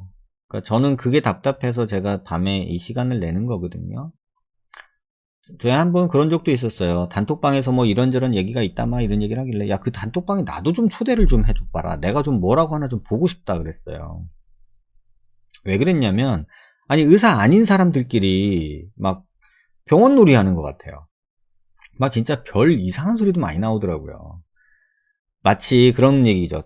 여러분들이 아는 수술 부작용 카페니, 부작용 단톡방이니 이런 데서 물론 이제 속상한 마음 푸는 거는 저는, 그 속상한 거 푸는 거는 저는 좋다고 생각해요. 그냥 개인적으로 해우소라고 생각해요. 해우소 아시죠? 스님들이 하시는 해우소, 화장실 해우소라고 하잖아요. 근데, 아니, 쌌으면 나와야죠. 근데 거기서 빠져버리면은 똥통에 빠지는 거나 똑같은 거거든요. 그래서 좀 그런 거는 없었으면 좋겠고, 차라리 그런 데서 이제 서운한 부분, 수술한 의사한테 서운한 부분을 막 성토하고 이런 거는 화풀이잖아요. 그럼 욕하고 그냥 아유, 나쁜 놈 하고 그냥 나와야죠. 왜 거기서 막 아침, 저녁으로 사세요. 전 그게 정말 답답하고, 그럴 필요 없고, 아니, 좋은 거 보고 맛있는 거 먹고 재밌는 드라마 보고 살기도 바쁜데 그런 데서 남의 그런 거로 서로 막 그러고 있나, 전 그런 생각이 들고요. 제가 밤에 이렇게 여러분들하고 얘기하는 거는 진짜 고민돼서 잠 못 자시는 분들이, 이렇게 못 주무시는 분들이 블로그나 인터넷 서칭하면서 밤에 막 그러시는 것 같더라고요. 그래서 그런 분들한테 조금 도움이 되면 좋겠다, 이런 의도로 밤에 이러고 있는 거고요. 병원 평가하면 뭐합니까? 그거 다 본인들이, 나한테 잘못되면 나쁜 사람이고 나한테 잘해주면 좋은 사람이고 이런 얘기들이던데요. 의사 선생님들마다 의견이 다를 수밖에 없어요. 저도 그 부분은 인정은 하는데, 그냥 상식선에서 접근하세요. 말도 안 되는 얘기를 목소리 큰 사람이 얘기한다고 믿는 바보는 되지 말아야죠.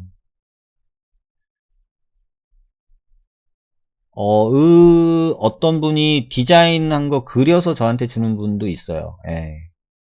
정말로 그런 분들이 있으면 저는 아주 감사하죠.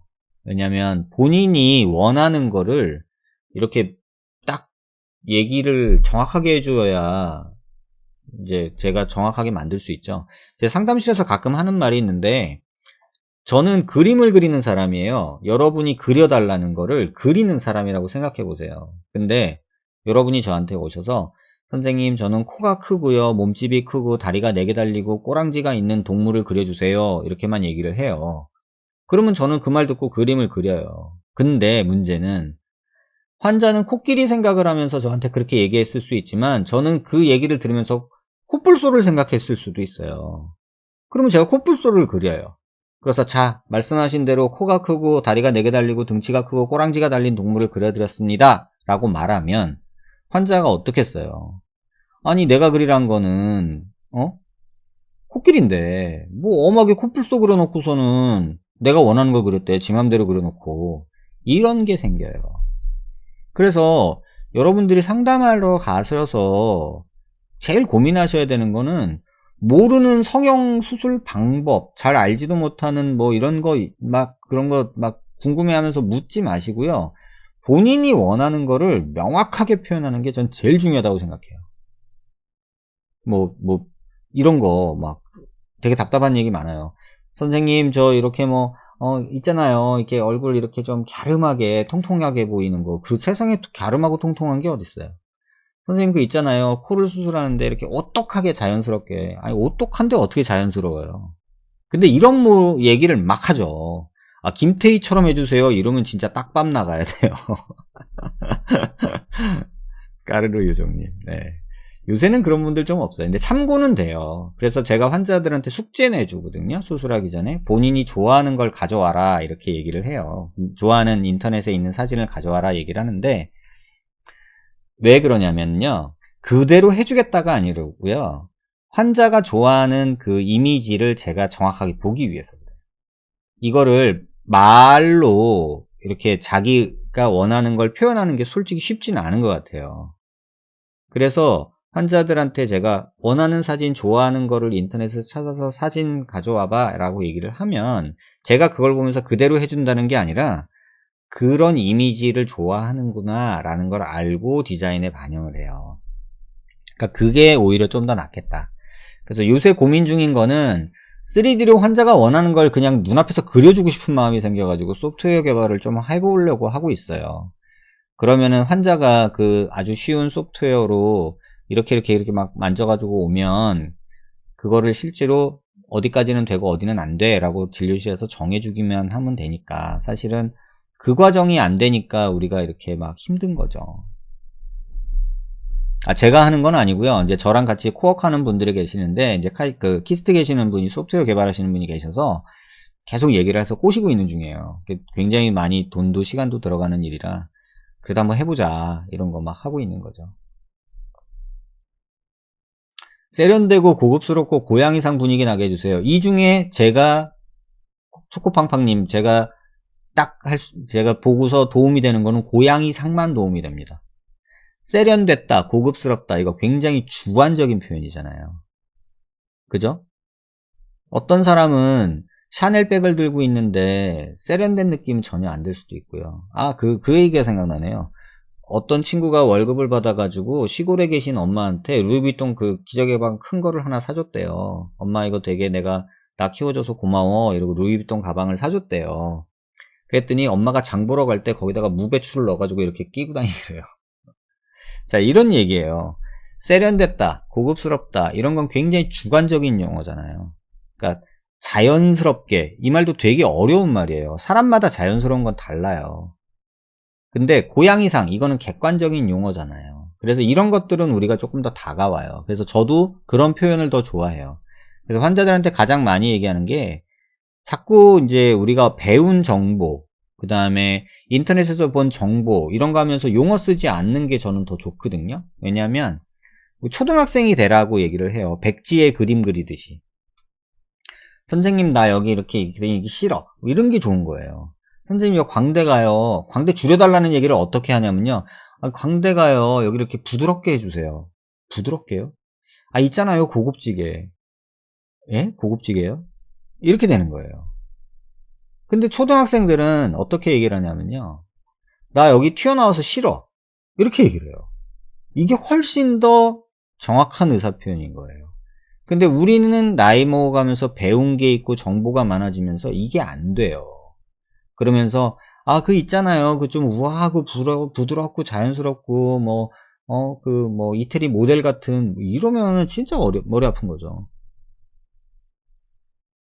그래서 그런 표현을 본인이 정확하게 하는 게 여러분이 성형 상담할 때 가장 정확하게 본인이 원하는 걸 얻는 방법이라고 저는 생각해요.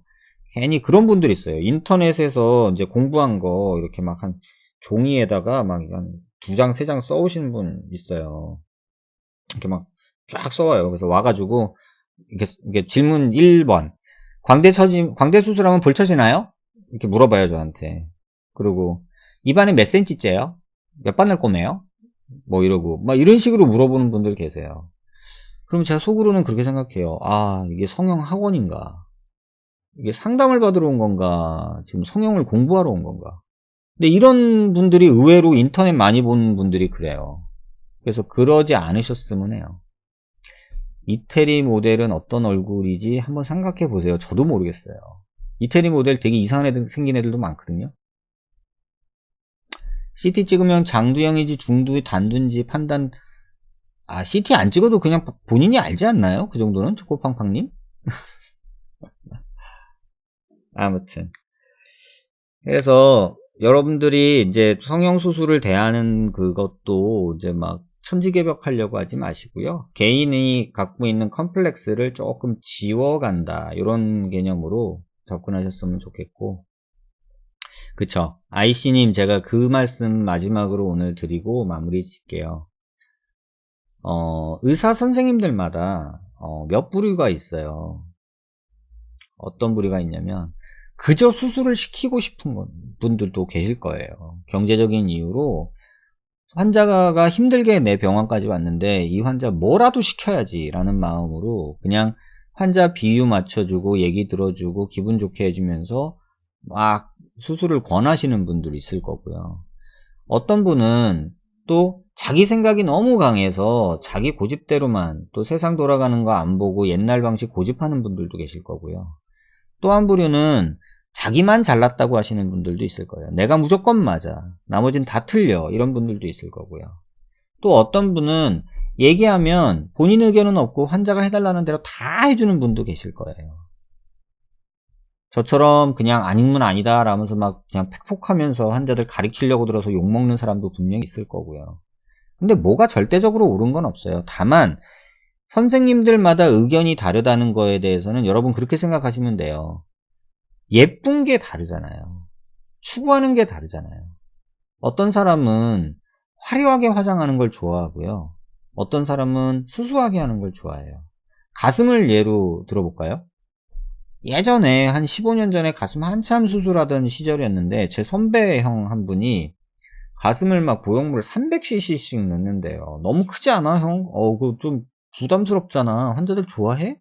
근데 그 형이 자기가 생각하는 미인은 가슴이 되게 커야 된다고 생각을 하는 거죠.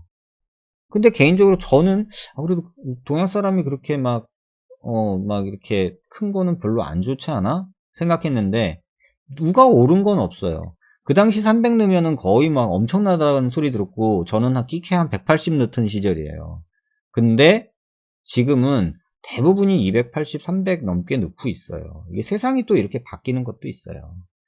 그러니까 너무 뭐 정확하게 뭐가 정답이다 이런 생각은 좀 피하셨으면 좋겠고, 5부류 의사 중에 누구한테 가야 제일 예쁘냐고요? 그런 건 없어요. 그런 건 없고 본인이 원하는 게 의사가 할 수 있는 거가 맞으면 그게 제일 맞는 거죠. 그리고 본인이 원하는 게 명확하고 그 명확한 걸 가장 잘 할 수 있는 사람을 찾아가면 뭐 문제 없지 않을까요? 1mm 아치 벌어진 것 같고 뼈 너굴 수 있다고 겁을 주는 사람은요, 전 좀 혼나야 된다고 생각을 해요. 왜냐면 자기 가족인데도 그렇게 말할 수 있을까요? 저는 그런 선생님들 별로 좋아하지 않습니다. 잘생겨지고 이뻐지면 그만이긴 하죠. 네. 네, 알비노동님 안녕하세요. 성형도 얼굴 트렌드가 있어서 패션처럼 정답이 없지요. 그리고 우리가 변해요. 실제로. 제가 봐도 그래요. 옛날에 V라인 한참 좋았잖아요. 이렇게 V라인 좋아하다가 요새는 V라인 별로 안 좋아하잖아요. 옛날에는 버선코 좋아하다가 뭐 반버선코 하다가 뭐 일직선 좋아하다가 요새는 뭐 반직 뭐 이런 말도 나오고 막 그렇죠. 백무현 선생님은 의료봉사 가신 게 아니고요. 몽골에 이제 아예 가셨어요. 은퇴를 하시고 그쪽에서 의료 선교를 하고 계세요. 그래서 올해는 시간 내서 저도 한번 가려고 하는데요. 저는 아직은 젊어서요. 어디 뭐 멀리 가지는 않을 겁니다. 광대 분류압은 약간 괴담이 좀 많이 도는 것 같아요. 그래서 너무 뭐 광대뼈 없는 사람들도 멀쩡히 잘 사는 사람도 많아요. 근데 그게 인터넷에서 여러분들끼리 이렇게 같이 얘기가 자꾸 회자되면서 말이 많은 것 같아요. 뭐 제가 누가 잘한다 뭐 누가 못한다 이런 얘기는 이거 어떻게 읽어야 되나요? 라인제님, 제가 뭐 여기서 드릴 말씀은 아닌 것 같고요.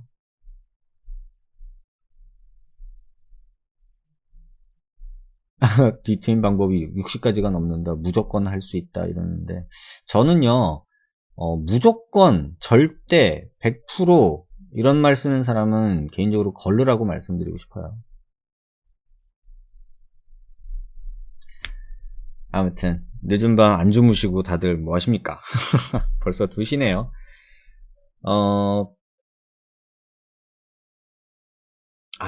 코는 연부 조직이라 아직 넘어야 할 산이 정말 많습니다. 그래서 정말 지금 경조직이라고 하는 딱딱한 조직 만드는 것도 이렇게 애를 먹고 있는데, 이 연부 조직이라고 하는 피부, 지방 요거를 다시 이제 재생하고 만드는 작업은 그냥 모르겠어요. 그냥 혼자서는 나 죽기 전엔 보고 죽었으면 좋겠다 이런 생각은 하는데 과연 그럴 수 있을까? 용희님, 광대 수술 후 딱딱한 음식 씹을 때 통증? 이거는 수술 때문일 수도 있고요. 여러 가지 이유가 있을 수 있어요. 그래서 어떻게 수술이 됐는지를 좀 봐야지 답을 드릴 수 있을 것 같아요. 대부분은 씹을 때 광대에서 오는 통증은 과교정일 수도 있고 분류압일 수도 있고 뭐 여러 가지 이유가 있거든요. 근데 일반적인 경우에서는 뭐 한두 달 지나면 멀쩡해요. 제가 수술한 환자들은 대부분 2주 지나면 막 밥 먹어요. 갈비 뜯고 오던데요. 얼굴뼈는 왠지 선생님께만 하고 코는 안 좋아하시나? 제가 코 안 좋아한다고 누가 그랬나요? 어쨌든 여러분 감기가 아니라 코로나 조심하시기 바래요. 진짜 힘든 상황이 올 수도 있는 것 같지만 개인위생 잘 하시고 마스크 잘 쓰시고 단밤 되세요. 제가 요새 이태원 클라스인가? 그 드라마 한 번 봤는데 조이서한테 폭 빠져가지고요. 너무 멋지지 않나요? 그 여자친구 조이서. 그래서 여러분 단밤 되십시오. 앞으로 이렇게 말씀을 드리겠어요. 네, 이태원. 처음에 미스캐스팅인가 했는데 조이서라는 친구, 김다미인가요? 그 친구가? 그 친구가 연기를 너무 잘하더라고요. 여주였어요, 여주. 조연인 줄 알았는데. 아무튼 행복한 밤 되시고요. 단밤 되세요. 성형수술의 순서는 안에서 밖으로, 뼈부터 밖으로. 그게 맞습니다. 그냥 쉽게 그렇게 생각하시면 제일 맞습니다. 물론 케이스 바이 케이스겠지만. 네, 편안한 밤 되시고요. 다음에 주말에 또 제가 내용 좀 만들어서 여러분한테 공지 드리고 이런 시간 또 갖도록 하겠습니다. 일주일에 한 2번 정도 생각을 하고 있는데 나름 준비하는데 시간도 걸리고 해서 가능한 한 시간 맞춰서 해보려고 하겠습니다. 오늘은 집에 인터넷이 안 돼가지고 당황했습니다. 네, 안녕히 주무시고요. 단밤 되세요. 네, 주말에 뵙겠습니다.